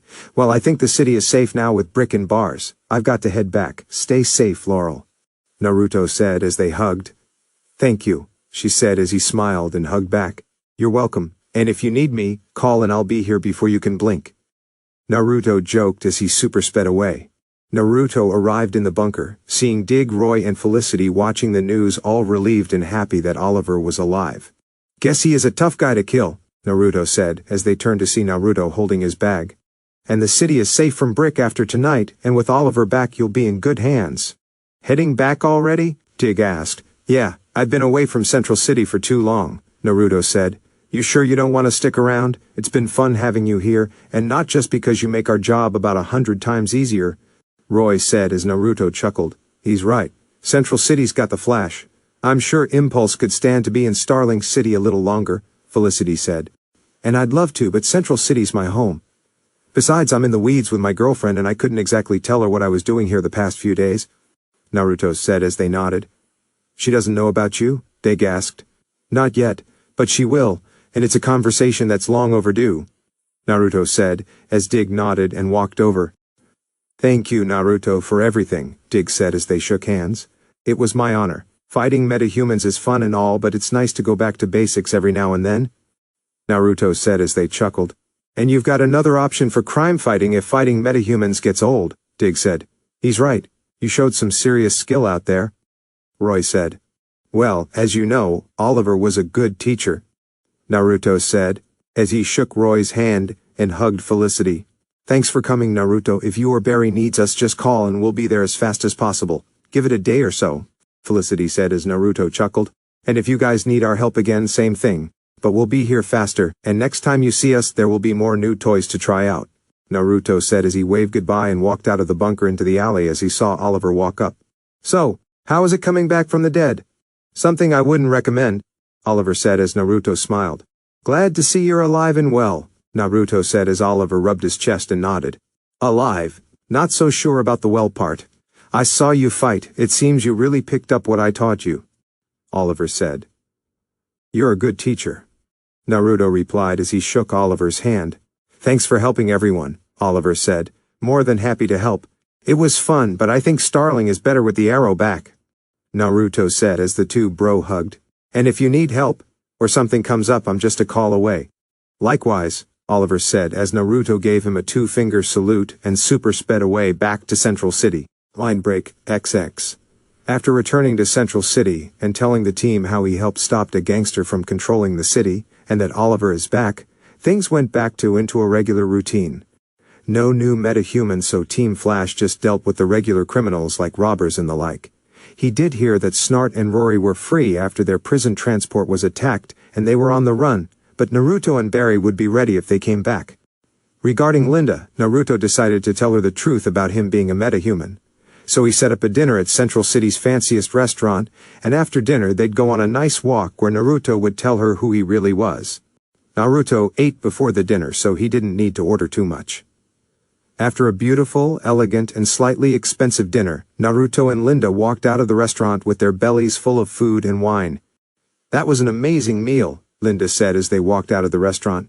"Yes, it was, although I think the company made it better," Naruto said as Linda smiled and gave him a kiss. "Oh, flattery will not get you ahead, Naruto, remember that," Linda said as he smirked. "Really? Maybe I should try harder," Naruto said as he hugged her close and spun them around a bit, causing her to laugh. "All right, so head back to my place?" Linda asked as Naruto cleared his throat. "Actually, you want to walk around a bit?" Naruto asked as she nodded.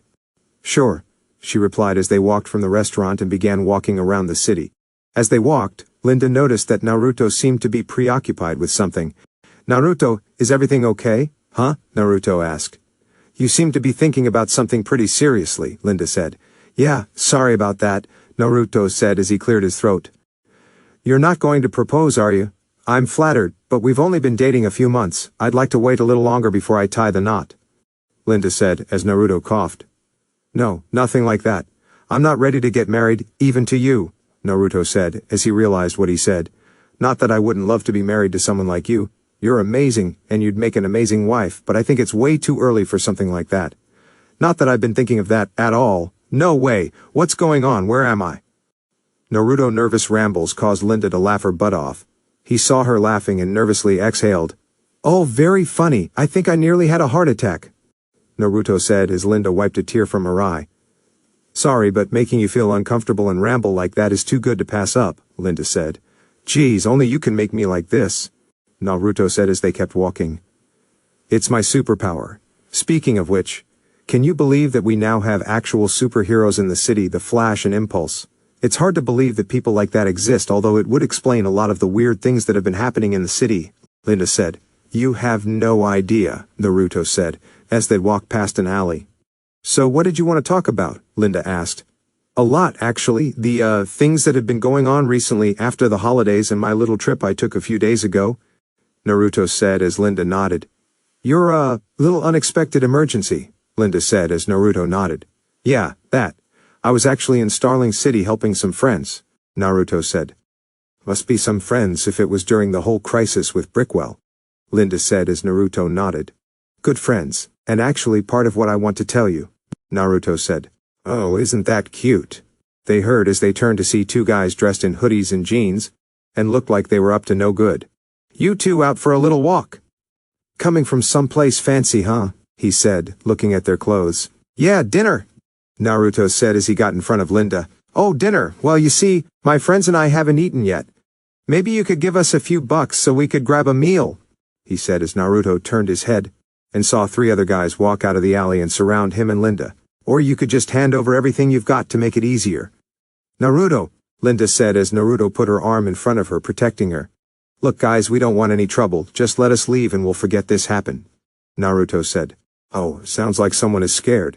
Hard to believe someone like you got a piece of ass like her, one of the guys said as that pissed off Naruto. One thing he didn't like were men who had no respect for women. Okay, last warning, let us leave before you do something you regret, Naruto warned him as Linda heard the seriousness in her voice. Oh, warning? Then here's my warning, give us everything you have in the bitch before you end up in the hospital, he said as he pulled out a switchblade and stepped forward to grab Linda, but Naruto grabbed his wrist tightly.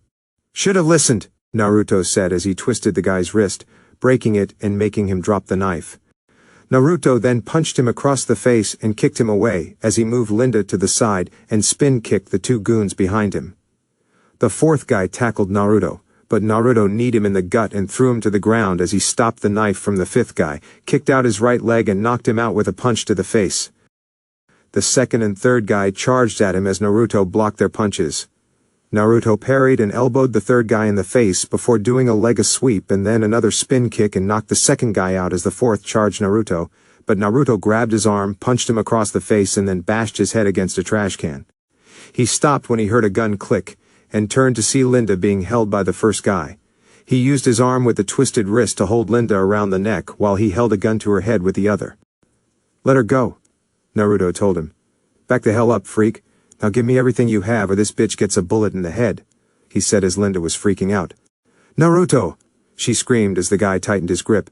It's okay, Linda, it's going to be okay, Naruto reassured her. Did you hear me? Give me your wallet, he shouted.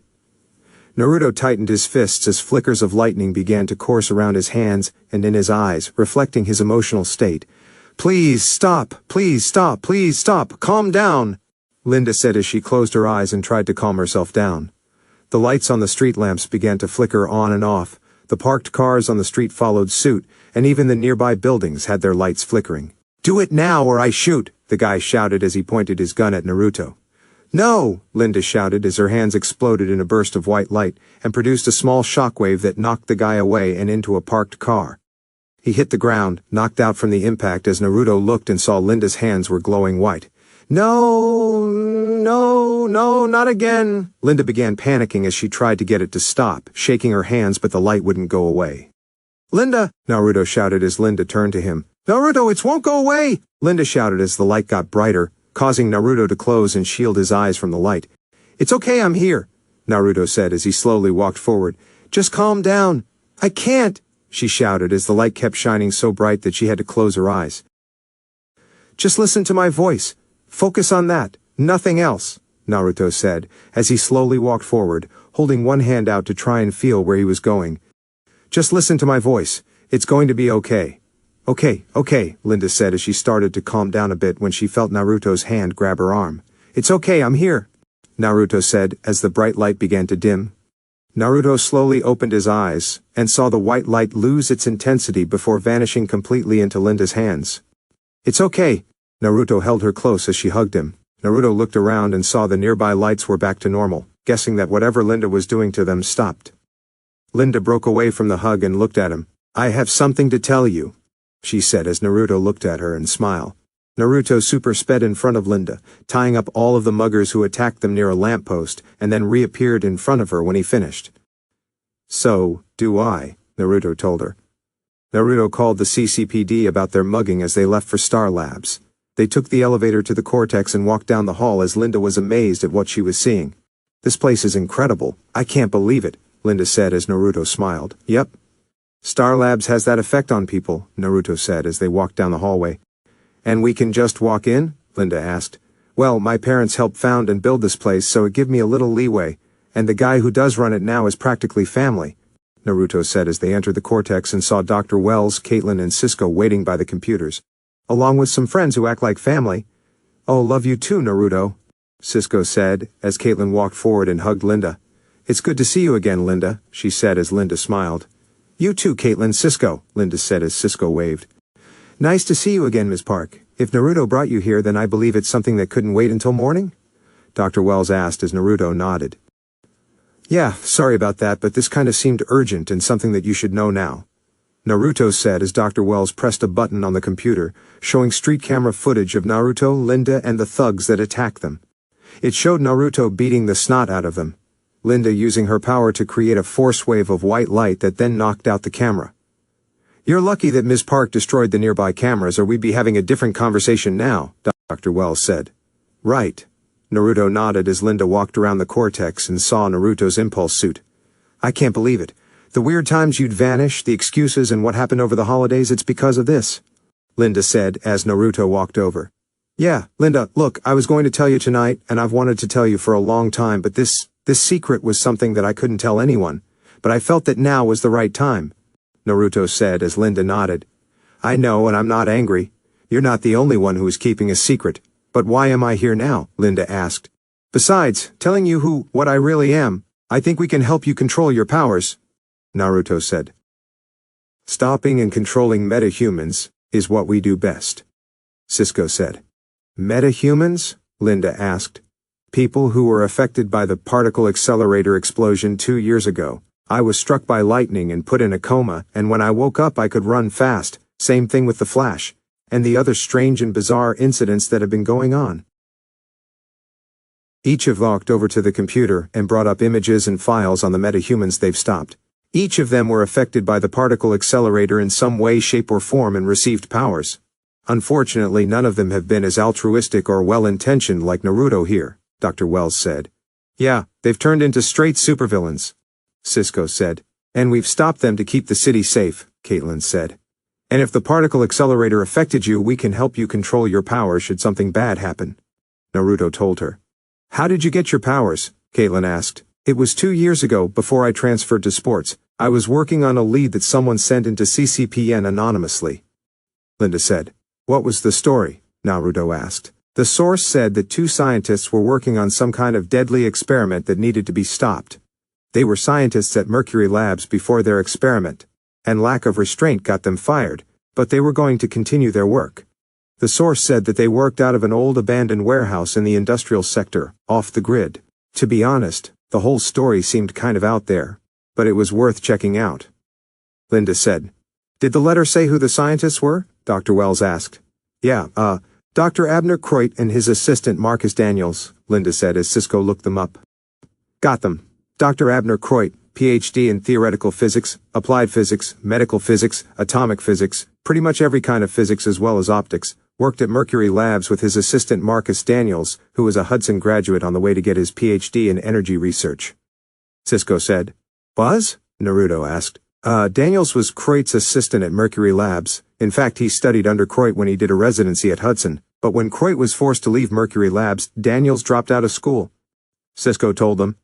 "And I think I know what they were working on that got Croit fired from Mercury Labs. Pretty much all of his papers and research in college were about the applications and research of dark force." "Yeah, nothing bad happens when you research something called dark force," Caitlin said. "What's dark force?" Linda asked. "It's a form of cosmic radiation, pure negative energy, unstable yet extremely powerful. Scientists have theorized for decades about the existence of this type of energy, thinking it's the key to understanding the universe. Naruto told her. It's also known as zero matter. It's been theorized that this type of energy can manipulate matter and change the grounding physics that bind all life. Of course, it's just been theory and speculation because no sane scientist would be able to replicate the requirements for creating dark force. Dr. Wells said. 4. Guess that didn't dissuade these two. Where are they now? Naruto asked. They went off the grid after Croit was let go and never resurfaced. Cisco said. Until the source gave me the lead. I went to the warehouse and saw a lot of flashing lights in the windows, but before I could sneak in, the particle accelerator went off. I ran when I was hit with a white light. I felt fine until the next morning when I accidentally burned my pillow with the light coming from my hands. I was lucky I didn't burn down my apartment. Linda told them. Has anything like tonight happened before? Caitlin asked as they walked over to the medical bed. No, I mean sure my hands would light up every now and then, but it went away. Linda said. My theory is the stressful situation and emotional state caused Ms. Park's powers to manifest as they did. Dr. Wells said as Linda saw on the bed while Caitlin turned on the equipment. Now what? Linda asked. Now we research your ability and that will enable us to help you the best way that we can. Don't worry, Ms. Park, you're in good hands. We wouldn't let anything happen to you, especially since Naruto would seek retribution. Dr. Wells said as Naruto nodded. In the worst way possible. Naruto said as he walked over. Don't worry, Linda, Star Labs is the best. I'd trust Dr. Wells, Cisco, and Caitlin with my life. Besides, it's not like the Central City Hospital has experts to deal with powers, Linda said as Naruto smiled. That's why we're here, Naruto told her. So how many other metahumans have you guys helped? Linda asked as she saw them look at each other. We've only really helped just Naruto and the Flash. Most of the metas we've come across haven't been the friendly kind. There was one we tried to help but it didn't have a happy ending. Cisco told her. But don't worry, we're going to help you, Linda, we promise, Caitlin said as she began to do a quick medical diagnosis. So, this is what you guys do at Star Labs? Keep the city safe and help Naruto and the Flash take down metahumans? Linda asked. Bad metahumans, but we still have our lives outside of what we do. Well, I still have a life outside of this, Naruto said, getting Linda to chuckle and Caitlin and Cisco to look at him. I'd threaten you with a scalpel except I have a patient here, Caitlin said as she took a sample of blood and left to do a scan. Cisco left as well, giving Naruto and Linda some time alone. How are you feeling? Naruto asked as he sat down next to her. Like a stranger inside my own body. This is crazy, she said as Naruto nodded. Yeah, crazy kinda became the new normal for me ever since I woke up from my coma, Naruto told her. Did you ever think your life would be like this? Fighting supervillains and things like that? Linda asked as Naruto chuckled. To be honest, I can't really imagine a life where this doesn't happen on a regular basis, Naruto said as he saw how worried she was. Linda, look, everything is going to be fine. Caitlin, Dr. Wells and Cisco are going to help you with your powers, and after that you can go about everything like nothing happened. I don't think I can. I mean, you saw what happened tonight, Linda told him. Yeah, you knocked out a guy who threatened to shoot you, one of the hottest things I've seen in our short time as boyfriend-girlfriend, Naruto said as Linda chuckled. And I also saw you get control of your powers after it happened. These tests are just going to reaffirm what I already know. And what's that? Linda asked. That Linda Park is the most badass, sassiest, sexy, strong-willed woman I know, and she controls her powers, not the other way around, Naruto told her as she smiled. You always know what to say to make me feel better, she replied as Naruto smiled. It's my other superpower, Naruto replied as Linda leaned in and kissed him. It was a short kiss but passionate. Does this mean you forgive me for not telling you sooner? No, not yet, Linda said as Naruto kissed her again. How about now? He asked as Linda thought for a moment. Getting there, she replied. This is torture, he said as he kissed her again. Excuse me, they heard as they stopped and saw Caitlin. You two can do that on your own time. Yeah, kinda sucks to the single people in this room, Cisco said as they chuckled. Sorry guys, Naruto apologized as he stood up. Well, I did a quick checkup on Linda, and from what I can see, there seems to be no negative side effects to her powers. She's 100% completely healthy, although you might want to take it easy on the sweets, Caitlin said as Linda nodded. What now? Linda asked. Now, we all go home and get some rest. Tomorrow, we'll conduct some tests on Ms. Park's powers, Dr. Wells told them. Sounds like a good idea, Naruto said as he and Linda went back to her apartment to get some rest. unaware that a new deadly metahuman they would need to deal with. Line break XX. The next morning Naruto woke up as the sun shined in his face through a window. Naruto adjusted his eyes and looked around as he saw he was in Linda's apartment. He looked down and saw a splotch of brown hair on his chest, causing him to smile. He ran his hand through Linda's hair as she stirred awake and looked up at him. "Morning," she said as Naruto smiled. "Morning," he replied as he leaned down to kiss her, and she kissed back. "How'd you sleep?"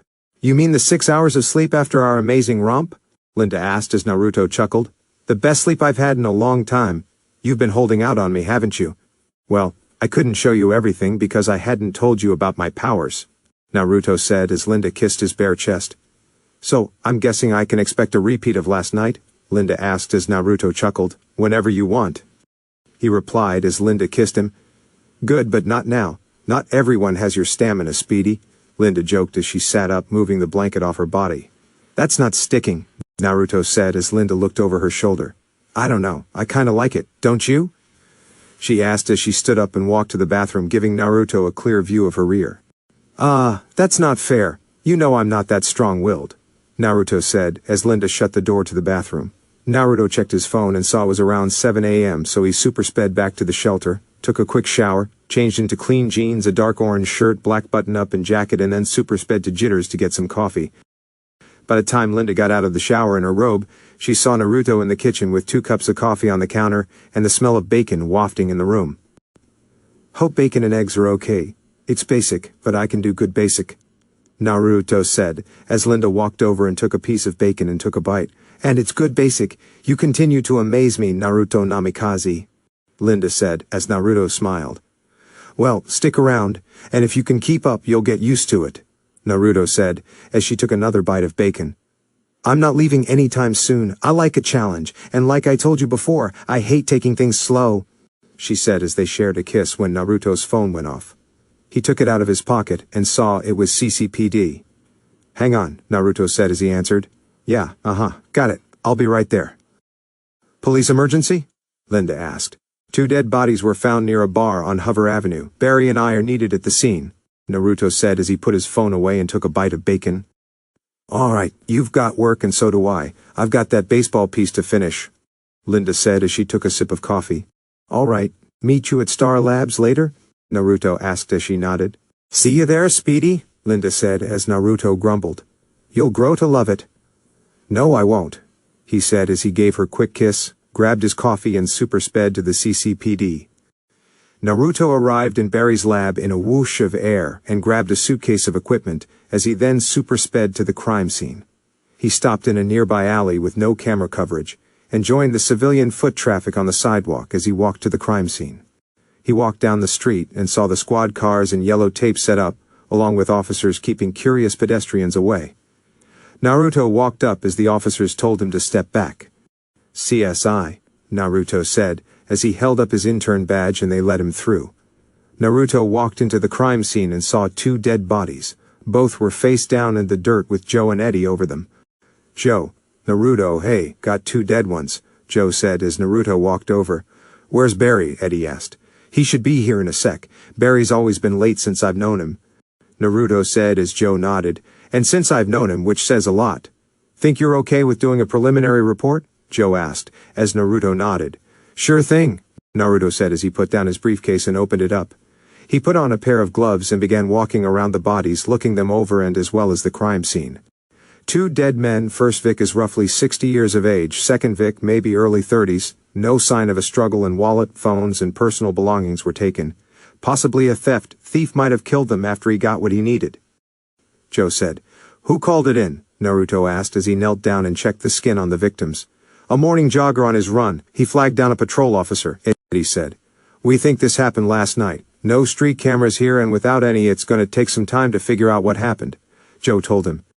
"Well, I can tell you that this did happen last night. The skin on each victim still has its tone, so the murder happened within the last 12 to 16 hours. No defense wounds that I can see. No gunshot, powder burns, knife wounds, and lack of blood here might indicate that something else killed them. Maybe a poison was used," Naruto said as he saw the outline of an extra pair of shoes. "And I think I found our third person. Men's size 11 shoes. Not bad. Joe said as he wrote down what Naruto said. Did you go to CSI school like Barry? Eddie asked as Naruto began making a mold of the shoe. Nope, just a quick study. CSI work is hard, but nothing compared to physics, Naruto said as he saw Barry running. Speak of the devil. Hey guys, sorry I'm late, Barry said. No problem, just got started, Naruto said as he looked them over. All right, what do we got? Barry asked as he put his case down and put on his gloves.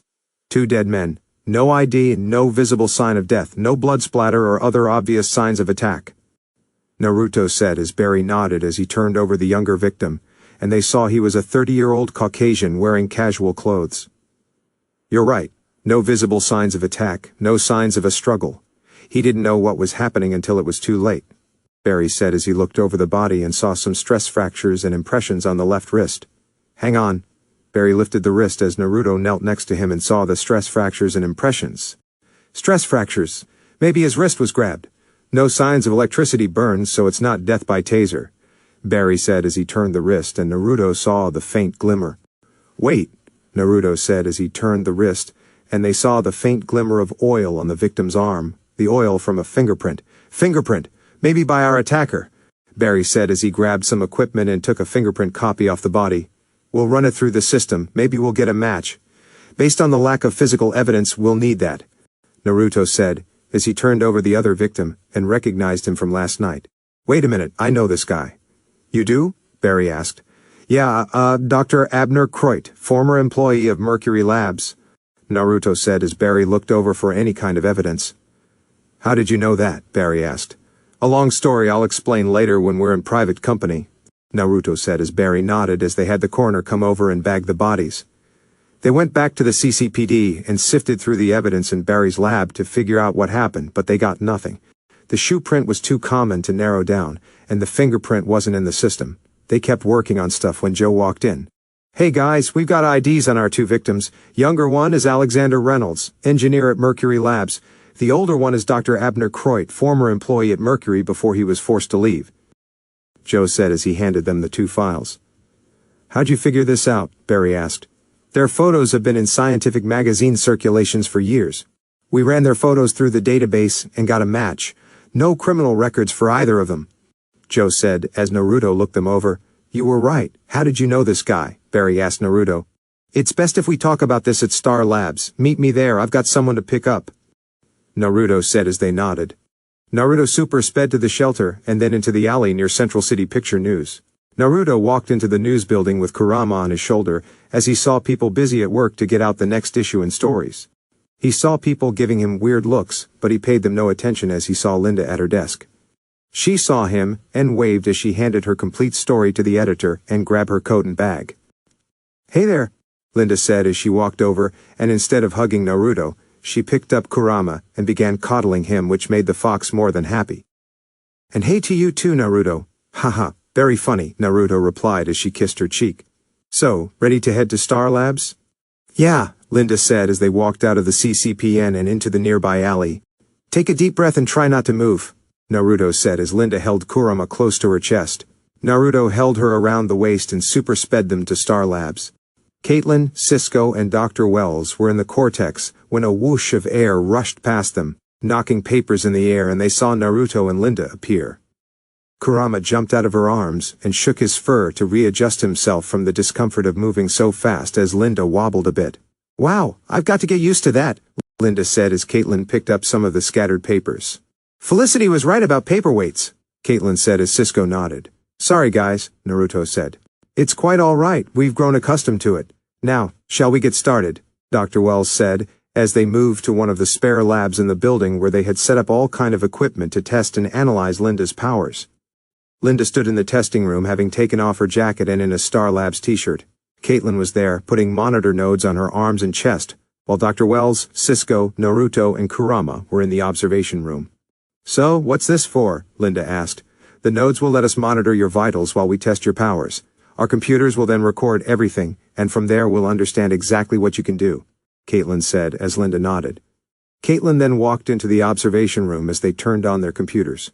Okay, we're all set. Node's sending back the data. Her vitals seems good, heart rate's a little up, but that's probably due to nerves, Cisco said as Naruto nodded. Okay, Ms. Park, we'll begin our test now, Dr. Wells said as Linda nodded. Right, so, what do I do? Linda asked. Try and concentrate, bring out your powers, Dr. Wells said as Linda nodded. Linda stared at the wall before closing her eyes and trying to concentrate. She tried to remember what she was feeling yesterday when she used her powers, not the fear but the adrenaline. Her hands began to flicker with white light, as the lights in the training room flickered as well before the energy was sucked out and absorbed into Linda. The lights short-circuited and exploded as the energy transferred into Linda, and her hands began glowing like a lighthouse. Whoa! Linda said as she looked at her hands, but then closed her eyes and quickly pointed her hands away from her face to avoid blinding herself from the extremely powerful light her hands were producing. How's she doing? Naruto asked as they looked at the computers, and her vitals reported everything was fine. Her vitals are great, no adverse effects from what the energy her body is producing, Caitlin said. And it seems that not only can she produce light from her hands, but she can absorb it as well, Dr. Wells said. Yeah, when she absorbed the energy from the lights, her vitals improved. It's like she can feed on energy like blackout, but in a much better way, Cisco said as Naruto nodded. Okay, Linda, let's test out your powers, Caitlin said as she pressed a button, and a large block of metal resting on a podium rose out from the floor in front of her. The block you see is made up of tungsten. It has the highest melting point of all metals at 6,192 degrees Fahrenheit. We've rigged it up with a highly advanced thermometer. Use your light and try to melt it, Dr. Wells said as Linda nodded. She pointed her hands at the block and 2 beams of white light shot out and hit the metal block of tungsten. Linda concentrated as the white light kept shooting and the metal began to glow and get hot. She's already reached 2,000 Kelvin, Caitlin said, as everyone was amazed that she was shooting out light that was 3,000 degrees Fahrenheit. And it's rising, Dr. Wells said as the temperature kept rising, now reaching 3,000 Kelvin. How are her vitals? Naruto asked as Cisco looked them over. Perfect, her vitals are stable, Cisco said as Naruto nodded. Linda kept going, as the heat from the light she was producing, melting through the tungsten, and destroyed the thermometer, recording her highest temperature as 4,000 Kelvin, or about 6,740 degrees Fahrenheit. Linda's light beam had melted straight through the tungsten and hit the wall, melting the metal and concrete and made a small hole. Linda, that's enough, Naruto said as Linda stopped, revealing the newly made hole in the wall. Sorry, she said as they nodded. I guess I'll have to fix that later, Naruto said as Dr. Wells nodded. Besides the little melting, Ms. Park's powers are very impressive. Let's head to the cortex, Dr. Wells said as they went back to the cortex. Linda drank some water, feeling a little spent from using her powers like that, but she was fine. So, what's the prognosis? Linda asked. Prognosis is you're a badass, Cisco said as Kurama jumped onto the chair next to him, so Cisco scratched his ear. Didn't need to tell me twice, Naruto said, as Linda smiled. It appears there is no negative side effect to Miss Park's powers. In fact, it's the opposite. When you absorbed the light from the testing room, your vitals improved as if your body's own electrical energy was increased and rejuvenated, Dr. Wells said as Linda looked a little lost. It's essentially like replacing electrolytes after a run or marathon, but you can do it with energy, Caitlin said as Linda nodded. So what exactly can I do? Linda asked. It would appear that Linda has acquired a form of photokinesis, Dr. Wells said. The ability to control light, Linda said as Naruto looked at her. I've picked up a thing or two since we started dating. Yes, it would appear that Ms. Park is somehow able to channel and produce immense photons as pure light, and from the readings we picked up, there's a chance she can produce pure starlight, Dr. Wells said. Wow, that would mean that she can reach up to 5,330 Kelvin, Naruto said, as Dr. Wells nodded. What about the lights flickering last night? Linda asked. Not only can you produce and project light, but you can absorb it as well. Last night when your emotions were all over the place, you were subconsciously using your powers and were trying to absorb the nearby lights for energy, Caitlin said. So, is it all energy she can absorb or just light? Naruto asked. Let's test it, Cisco said as he handed her a AA battery. Linda held it in her hands, but nothing happened. He then handed her a flashlight that was turned on as she then absorbed the light from the flashlight, rendering it useless and making her feel better. Whoa, like a 12-shot of espresso without the crash, Linda said as she felt great. Guess that answers that question, Naruto said. With the ability to produce and control light, there is a lot that Ms. Park will find herself able to do, Dr. Wells said.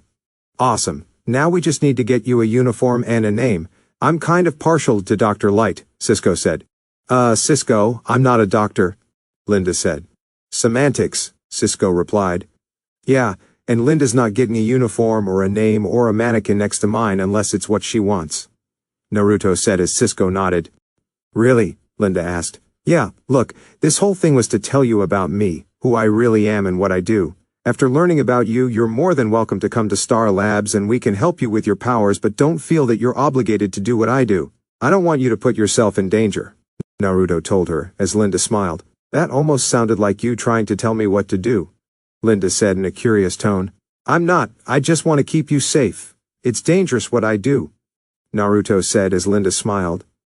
And I love you wanting to keep me safe, but I'm not a damsel in distress, and I don't know what to do with these powers. For now, let me just get a handle on them, Linda said as everyone nodded.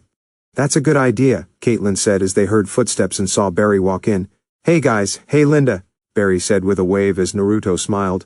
Perfect timing. Meet the fifth person of our little group, Barry Allen, otherwise known as the Flash, Naruto said in a dramatic tone as Barry chuckled. Just Barry is fine, Linda. Like always, Barry said as Linda nodded. Nice to meet another meta-human, Linda said as Barry raised an eyebrow. Did she just say meta? Barry asked. Yeah, when I told Linda who I was, turns out she had something to tell me, Naruto said as Linda held out her left hand and it began glowing bright white.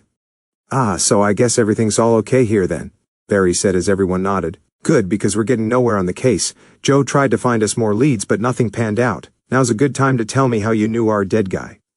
What case? Dr. Wells asked. 2 dead scientists from Mercury Labs were found today. No gunshots, knife wounds, or any other obvious forms of death, and the ME came back to us with no heart failure, Barry said. One of the victims was Dr. Abner Croit, Naruto said. The guy I told you about from the story? Linda asked as Naruto nodded. Well, that is a coincidence if I've ever heard one, Dr. Wells said sarcastically. Yeah, all sorts of coincidences went out the window when the particle accelerator went off. Mind filling me in? Barry asked as they got him caught up. Okay, so we've got 2 dead scientists. One was let go due to research into a deadly theoretical element of the universe with no obvious sign of what killed them, Barry stated as everyone nodded. Seems like that's it, Naruto said, as they heard footsteps, and Joe walked in. And more, Joe said as he noticed Linda. Oh, we have company. It's okay, Joe, she knows, Barry said. Joe, meet Linda Park, my girlfriend and newly discovered metahuman. Linda, meet Detective Joe West, one of CCPD's finest, Naruto said as Linda waved. Hi, she said as Joe smiled. Hey, so, still nothing on our 2 Vics, but I did get Dr. MacG to allow us to see her and ask some questions. Maybe it'll give us something, Joe said as Naruto and Barry nodded.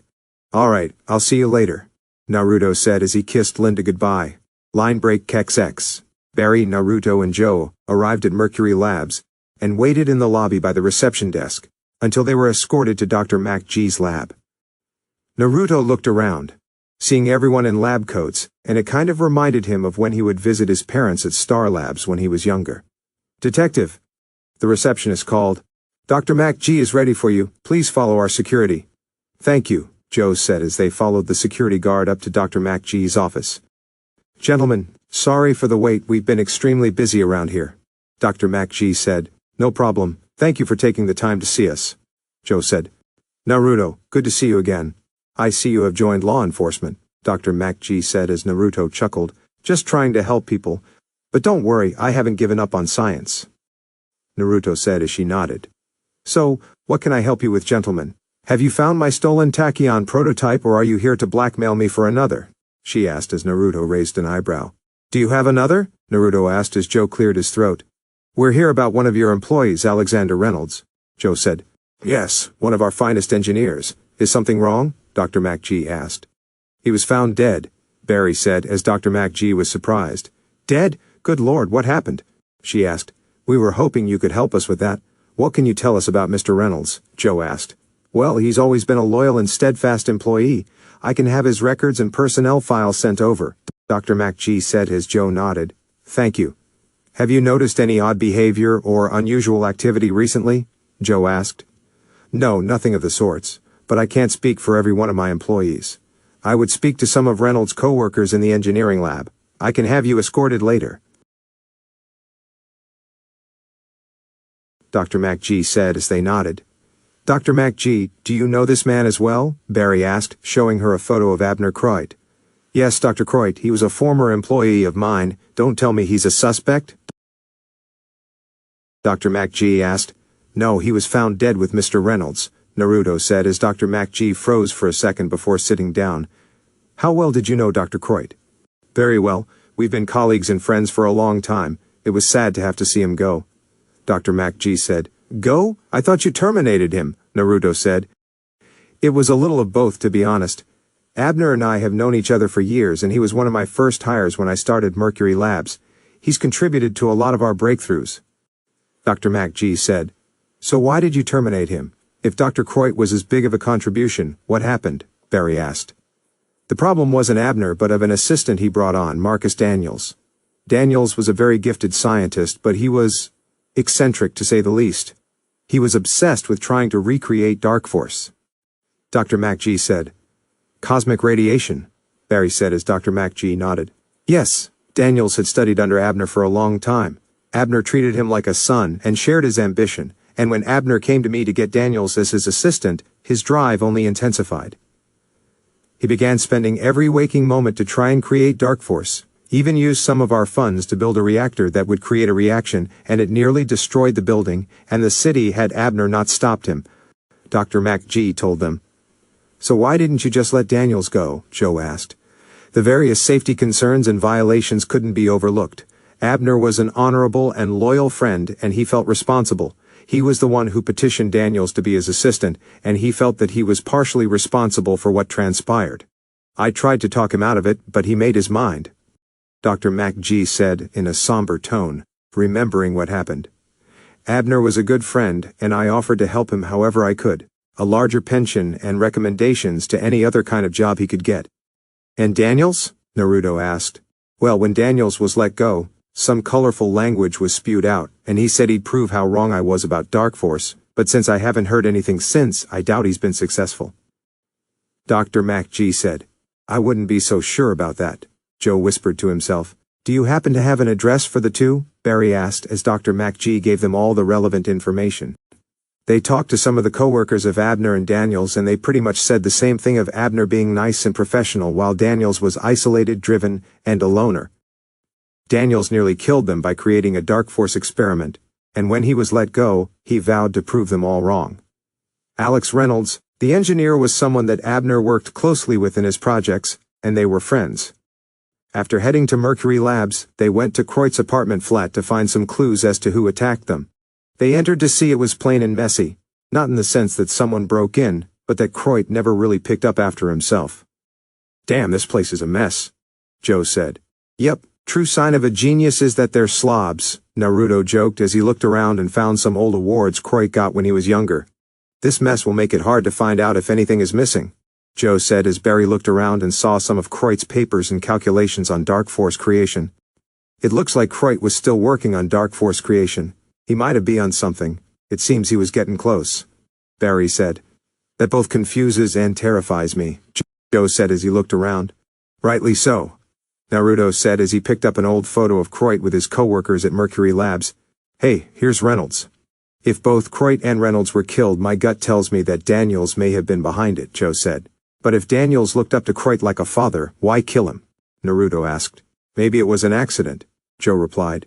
What kind of accidental death doesn't leave any physical evidence? Barry asked. I'm guessing the metahuman kind, Joe said as he took some of Croit's calculations as evidence. Linda says the source of her story on Daniels and Croit thought they were trying to re-engineer a Dark Force experiment, like the one at Mercury Labs. Maybe it worked, Naruto said. That's all kind of bad, Joe said. Where was the lab? Barry asked as they super-sped Joe to the old warehouse. They arrived outside the warehouse, and saw the windows were all destroyed, and the cargo bay doors was blown off its hinges. Damn, what the hell happened here? Joe asked as he pulled out his gun. Nothing good, Barry said as they walked in and saw the trashed remains of a lab. There were computers and equipment along the wall, all of which were destroyed along with scattered and burned papers, broken glass all over, and thrown tables. But what drew their attention was a small mechanical and glass dome in the center of the warehouse, connected to a large power source. It looked to be how Croit and Daniels were going to make Dark Force, as it looked like a reaction and containment chamber. They were definitely up to something here. Look, Heavy-duty computer equipment, and that looks like a reaction and containment chamber that could be used for Dark Force, Naruto said as he looked at it. The question is whether they succeeded and if Daniels was affected, Joe said as Naruto super sped back to Star Labs, grabbed his goggles and appeared in the warehouse in a whoosh of air. Naruto put his goggles on and switched through various modes as he looked through the containment chamber. Nothing came up in thermal, night, or ultraviolet. Naruto switched to energy scanning mode and he saw what looked like black-colored residue around the chamber, and it was giving off a unique energy signature. I think I got something, Naruto said as Barry and Joe walked over. Some kind of unique energy signature my goggles picked up, and it's not radiation. Naruto took off his goggles and handed them to Barry, who looked it over and saw the energy signature. Is that what I think it is? Barry asked as he handed the goggles to Joe, who looked. If you think that it's Dark Force residue, then I believe you're right, Naruto said, as Barry took out a small vial and scrapped some of the residue onto a cotton swab and put it in the vial. And I'm guessing Dark Force is bad, Joe asked. It's cosmic radiation, and in the wrong hands could be seriously dangerous, Barry said as Naruto nodded. We've got to find Marcus Daniels, Naruto said as they returned to Star Labs. Line break XX. Naruto and Barry returned to Star Labs while Joe went to the CCPD to put out an APB on Marcus Daniels and track him down. He was now the prime suspect in Croyd and Reynolds' deaths. Team Flash plus Linda were in the Cortex as Dr. Wells examined the residue they collected, running it through the mass spectrometer to get a thorough readout. This stuff is as impossible as the three of you, Dr. Wells said, referring to Linda, Barry, and Naruto. So, it is Dark Force, Naruto said as Dr. Wells nodded. I'm afraid so. Whatever Croyd and Daniels did worked, and I don't think it would have been possible if not for the particle accelerator explosion. The dark matter emitted from that night must have been the missing ingredient needed for creating Dark Force, Dr. Wells said, looking at the papers of Croyd's calculations. If Dark Force has been in Central City for nearly a year, then how come the city hasn't exploded or been sucked into a black hole or something like that? Linda asked. That's the million-dollar question, Dr. Wells said as one of the computers beeped. What's that? Linda asked. I set up a facial recognition program to try and track down Marcus Daniels, Cisco said as he brought up a map. Traffic cameras just picked him. Where? Barry asked as Cisco brought up camera footage, and it showed Daniels in the middle of an intersection wearing a black trench coat surrounded by destroyed cars. They saw him walk down the street, as he seemed to be going after someone. That can't be good, Caitlin said. We've got to stop him before he hurts more people, Naruto said. Gentlemen, be careful. We don't know what Marcus Daniels is capable of, Dr. Wells said as Naruto and Barry grabbed their suits and raced through the city. The Flash and Impulse raced through the city and skidded to a stop in the intersection they saw in the traffic cameras and saw the destruction and people running away. They looked around and Flash saw Daniels walk down the street as cars swerved out of the way. We've got him, Flash said as Daniels held out his hands and dark crackling energy fired out and hit a light pole, knocking some people down. Impulse looked and saw Daniels focus his attention on person in particular, and he was a scientist from Mercury Labs they met earlier today. Dr. Edwin Yang, a scientist they spoke to who worked closely with Dr. Croyd. Aren't you happy to see me again, Edwin? Daniels shouted as Edwin crawled away as fast as he could. Daniels, why are you doing this? Edwin shouted. Settling a grudge that's been long overdue. You ruined my life, Daniels shouted as his hands glowed with dark energy. And now I'll take yours. He fired the energy, but Impulse ran by and moved Edwin out of the way. Go, get out of here, Impulse shouted as Edwin ran away. So you're the speedsters I've read about. Nice to finally meet people just like me, Daniels said as the Flash appeared next to Impulse. We're nothing like you. We don't hurt people, Flash said. If you want to change the world, sometimes you need to get your hands dirty, Daniels said as Impulse got an idea. And that includes murdering Alexander Reynolds and Dr. Croyd? Impulse said as he saw Daniels got mad as his hands tightened into fists. We found their bodies. What change for the world came from killing them? Reynolds deserved to die. He was the one who told Christina MacG about our experiment and got Croyd fired. He ruined everything, Daniels shouted. And Croyd? Flash asked. It was an accident. He went to tell Reynolds what happened, but he should have been happy. We finally achieved our dream, Daniels shouted as he held his hand out and summoned the dark energy. Dark Force, limitless power in the palm of my hand. Your lab, you bonded with the Dark Force, Impulse said. Nothing can stop me now, And I'll complete Kreut's dream and destroy Dr. MacG and everyone who tried to ruin his dream, Daniels said as his powers began to affect the surrounding area as the lights began to flicker. That's not what Kreut would have wanted, Flash said. Don't tell me what he would have wanted, Daniels shouted as a wave of dark energy shot out from his body and hit them. The Flash and Impulse were knocked through the air and hit parked cars. Oh, that hurt, Flash said as they groaned in pain. Damn it, Impulse said as he stood up and saw Daniels walk toward them, his hands glowing with black energy. I'm finishing his life's work. Everything he wanted, everything he showed me is possible, and I'm not going to let anyone stop me, least of all you two. Daniels shouted as he fired a dark energy blast as Impulse and Flash ran out of the way. Okay, how do we stop this guy? Flash asked over the comms as they super sped out of the way of another dark energy blast. Still working on that, Cisco told him as the cops arrived. They told Daniels to freeze, but he didn't stop, so they opened fire, but the bullets hit his body and dropped to the floor like nothing happened. What the hell? Dr. Wells, what was that? Impulse asked. It seems he can absorb the kinetic energy from the bullets. It'll make fighting him a lot harder. Try and blindside him. Dr. Wells told him as Impulse saw Daniels fire an energy blast at the cops, but he ran and got them out of the way. Got it, Flash said as he ran into the middle of the street. Come on, Daniels, that's all you got. Rah, Daniels shouted as he tried to blast him, but the Flash moved out of the way. Impulse ran at Daniels, and when he got close, he jumped and hit Daniels across the face with an accelerated mass punch. The impact sent Daniels tumbling across the ground and knocked out.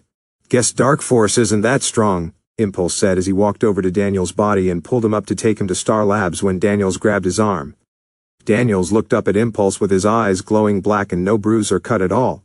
Thanks for the boost, he said as he then grabbed Impulse by the throat and hoisted him up. How about I show you how powerful Dark Force is? Daniels concentrated as Impulse felt all the energy from his body was being drained.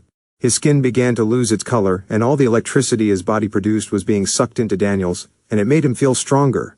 While his energy was being drained, Daniels also began infecting Impulse with negative energy, and would have killed him there if he didn't vanish in a whoosh of air.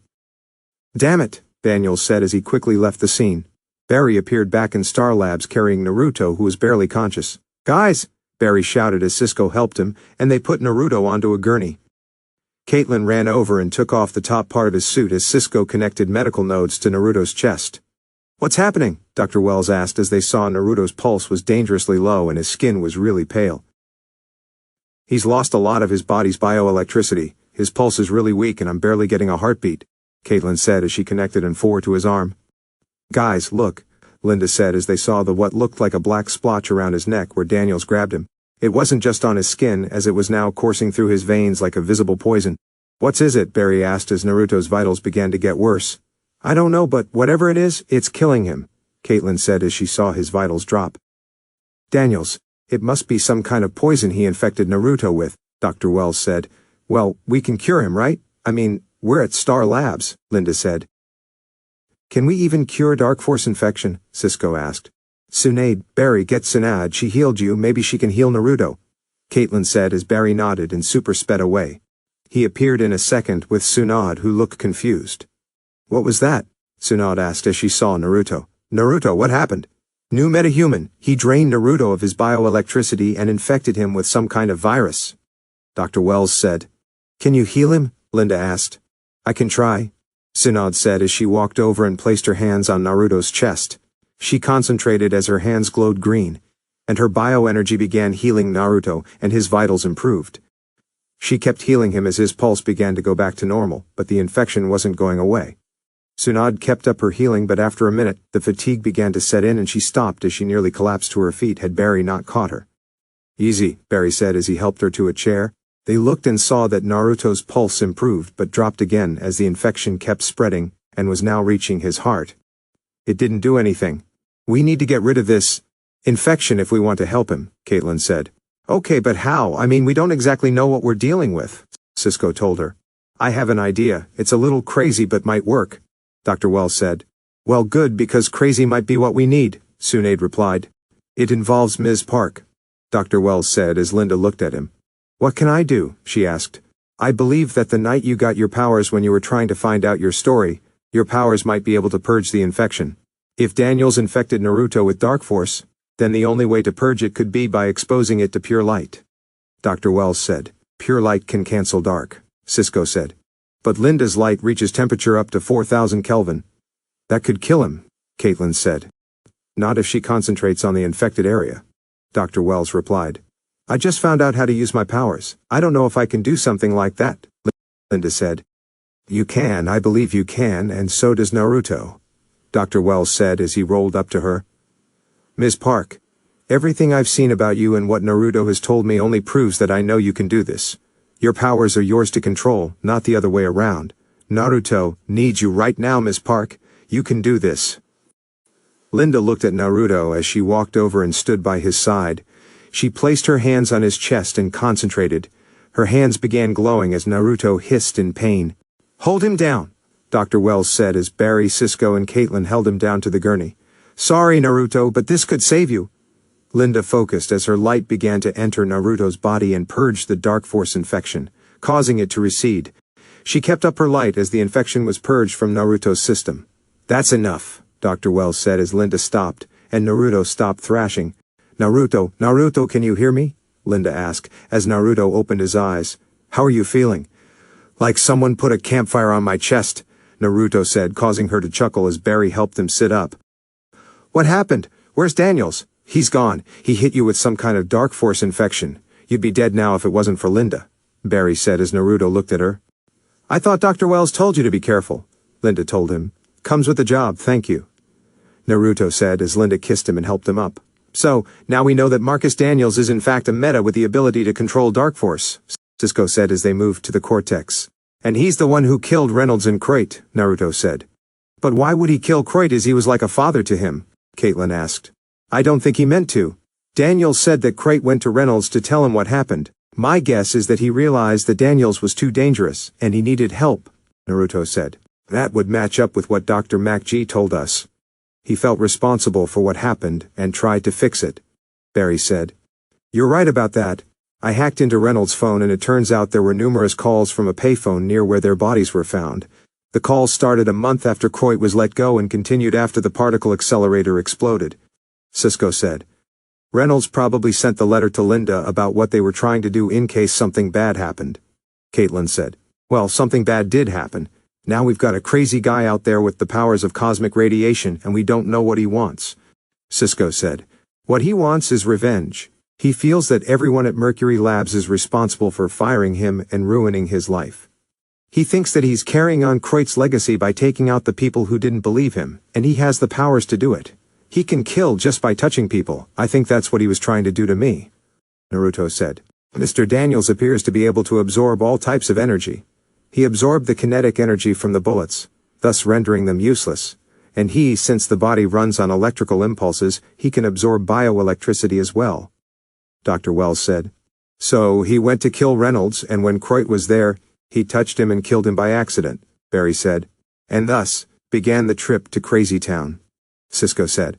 Okay, so how are Naruto and Barry going to stop someone they can't even touch and who can absorb energy? Tsunade asked. Sounds impossible, Caitlin said as Linda got an idea. Maybe not, she said. What do you mean? Barry asked. If his dark force infection is anything like his powers, then maybe we just need light to stop him, Linda said, exposing him to more energy than he could absorb at once. If he is overloaded, it might cancel out his powers, Dr. Wells said. Like using too much energy for a light bulb. Once we do that, we can put him in the pipeline, Cisco said.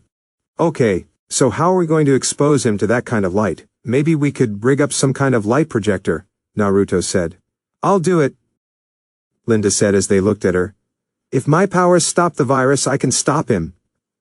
Whoa, Linda, this is way too dangerous. You just heard how dangerous Daniels is. You saw it, Naruto told her. I know, but the longer he's out there, the more people get hurt. Besides, I'm the only one who can stop him, Linda said. Linda, he could kill you. I don't want you to get hurt, Naruto said as Linda smiled. I know, but I'm not just going to stand here and do nothing when I can actually help, Linda said as she kissed him on the cheek. Okay, so what would I need to do? If our theory is correct, hit him with as much light energy as you can. Once he absorbs too much, it should overload him. Cisco will prep a cell in the pipeline for him, Dr. Wells said as Linda nodded. Cisco walked over to a shelf and picked up a small box and handed it to her. Here, I managed to make these on short notice. Extra strength sunglasses should protect you from the bright light. Cisco said as Linda nodded. Linda opened the box and she saw what looked like regular sunglasses and put them on. Okay, now we just need to find him, Linda said. If he's after revenge, then he'll probably be heading to Star Labs. Dr. Wells said as he brought up CCTV camera footage and they got an image of Daniels a block away from Mercury Labs. Be careful. Daniels is dangerous and unhinged. Be patient and wait for an opportunity to strike. Right, Naruto said as he held Linda by the side and he and Barry super sped through the city. Daniels walked through the city as nearby streetlights and car lights flickered as he absorbed more energy on the way to Mercury Labs to get his revenge. People ran away in fright as streetlights exploded when Daniels walked by. He passed another street when two blurs appeared in front of him. You two again, didn't I kill you already? Daniels asked, pointing to Impulse. Guess it didn't stick, Impulse replied. Don't worry, this time it will, Daniels said as he summoned more dark energy and fired it at the two, but they super sped out of the way. Impulse looked and saw the energy was a lot stronger than before. Guys, is it just me or this guy a lot more powerful than before? Impulse asked. It's not you, it seems he's absorbed a lot of energy since your last fight and it's making him stronger, Dr. Wells said. Right, let's hope this plan works, Flash said. Come on, Daniels, give us your best shot. The Flash and Impulse blade hit the target and kept Daniels' attention as Linda was waiting in the alley and steadying her nerves. She looked and saw the destruction Daniels was causing and started to second-guess herself. This is crazy. Okay, calm down, Linda. You can do this, she said to herself as she finally stepped out of the alley and walked out into the street. Hey! Daniels turned and saw a woman wearing sunglasses in the street. Leave them alone, Linda shouted as confident as she could, but she was still nervous. She concentrated as her hands began to glow. Wrong time, wrong place, Daniels said as he fired a dark energy blast at her, and she raised her hands, making a light shield which cancelled out his dark force. What the? It worked, Linda said, shocked it actually worked. Interesting. Daniels said he fired another dark energy blast, and this time it hit Linda and knocked her away. Ow! Okay, that hurts, Linda said as Daniels fired another blast, but Impulse ran by and moved her out of the way. Linda, are you okay? He asked. Yeah, just a little scraped up. Now I'm ready for some payback, Linda said as her hands glowed. Kick his ass, Impulse told her as they saw Flash still playing hit the target. Hey Daniels, you need some sunshine, Linda shouted as she fired her light beams as Daniels fired his dark energy and the two beams collided in air. Impulse and Flash shielded their eyes as the collision created a huge spectacle of bright light. The collision of dark force and light ended up creating a visual array of changing colors of light as the two beams struggled for dominance. At first it seemed that Daniels had the upper hand as the dark force pushed back the light, but Linda concentrated more and more as her light began to glow brighter. It got so bright that Daniels, Impulse, and the Flash needed to close their eyes. The small lapse in concentration is all Linda needed, as she pushed her light beam, and it overpowered Daniels' dark force and hit him as he began absorbing the energy. Daniels grit his teeth as the energy soon became too much for him to absorb, causing him to fall to his knees, as his body felt like it was on fire. Ah! Daniels shouted as dark force energy exploded out of his body, and knocked Linda, Flash, and Impulse back and onto the ground.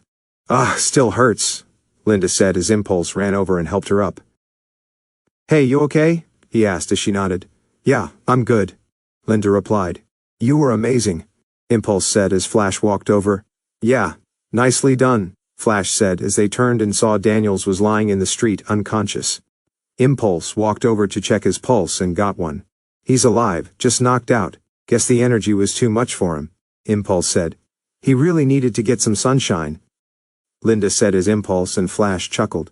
Nicely done, Light, Flash said as they super sped back to Star Labs and put Daniels in a cell. They looked at Daniels, who blasted and pounded the cell with his dark force, but it didn't budge. You sure it will hold? Linda asked. Yes, the cell has a reflective energy field, so anything he blasts the cell with just bounces back, Dr. Wells said. Good, because I think dealing with dark force once is enough, Cisco said as he closed the door to the pipeline. Nicely done, Linda, Caitlin told her. Yeah, that was awesome, Cisco said. I agree with them, Ms. Park. Excellent work. We couldn't have stopped Mr. Daniels without you, Dr. Wells said. Thanks, guys. To be honest, I think a lot of that was adrenaline, Linda said. Don't sell yourself short. For your first time out in the field, you did a good job, Barry said. Yeah, take it from us. The first time in the field can be nerve-wracking, but you did great, Badass and strong. I knew you had it in you," Naruto said as Linda smiled. "I now know how you and Barry go out and save the city. There was a bit of rush," Linda said. "Does that mean we can expect you to help again in the future?" Cisco asked, hopeful. "Please say yes because I have some really great ideas on a suit." Linda chuckled as she brushed some hair behind her ear. "Maybe, Cisco, if I need to. For now, I think I just want to get a better grasp on my powers before I become a superhero," Linda said. "Superheroine, actually, and you're more than welcome to come to Star Labs whenever you need," Dr. Wells said as he and the others left, leaving Naruto and Linda. "So, are you really okay?" Naruto asked. "Yeah, I'm fine. I mean, I was terrified out there, but when Daniels and I were in that energy clash, there was a real rush." "Is that what it's like out there when you go and save the city?" Linda asked as Naruto chuckled. "A little, you get used to it." "Are you serious about before?" Naruto asked. "About being a superheroine?" "Maybe. I mean, if I can help you guys, shouldn't I?" Linda asked as Naruto walked up to her and kissed her. "Whatever you want to do, I'll support you 100%, Naruto said as he kissed her forehead. "But don't think that'll stop me from worrying about you." "Likewise. No more secrets between us, right? You don't have any more powers that I should know about?" she asked, as Naruto shook his head no. "No, you know everything I do. There might be some stuff I'll have to catch you up on," Naruto said as Linda smiled. "Naruto Namikaze, my speedy superhero," she said as Naruto smiled. "Linda Park, my lightning rod," Naruto said as Linda looked at him. "Lightning rod?" she asked. "Yeah, lightning rod, you know, I'll always find you," Naruto said as Linda just walked away.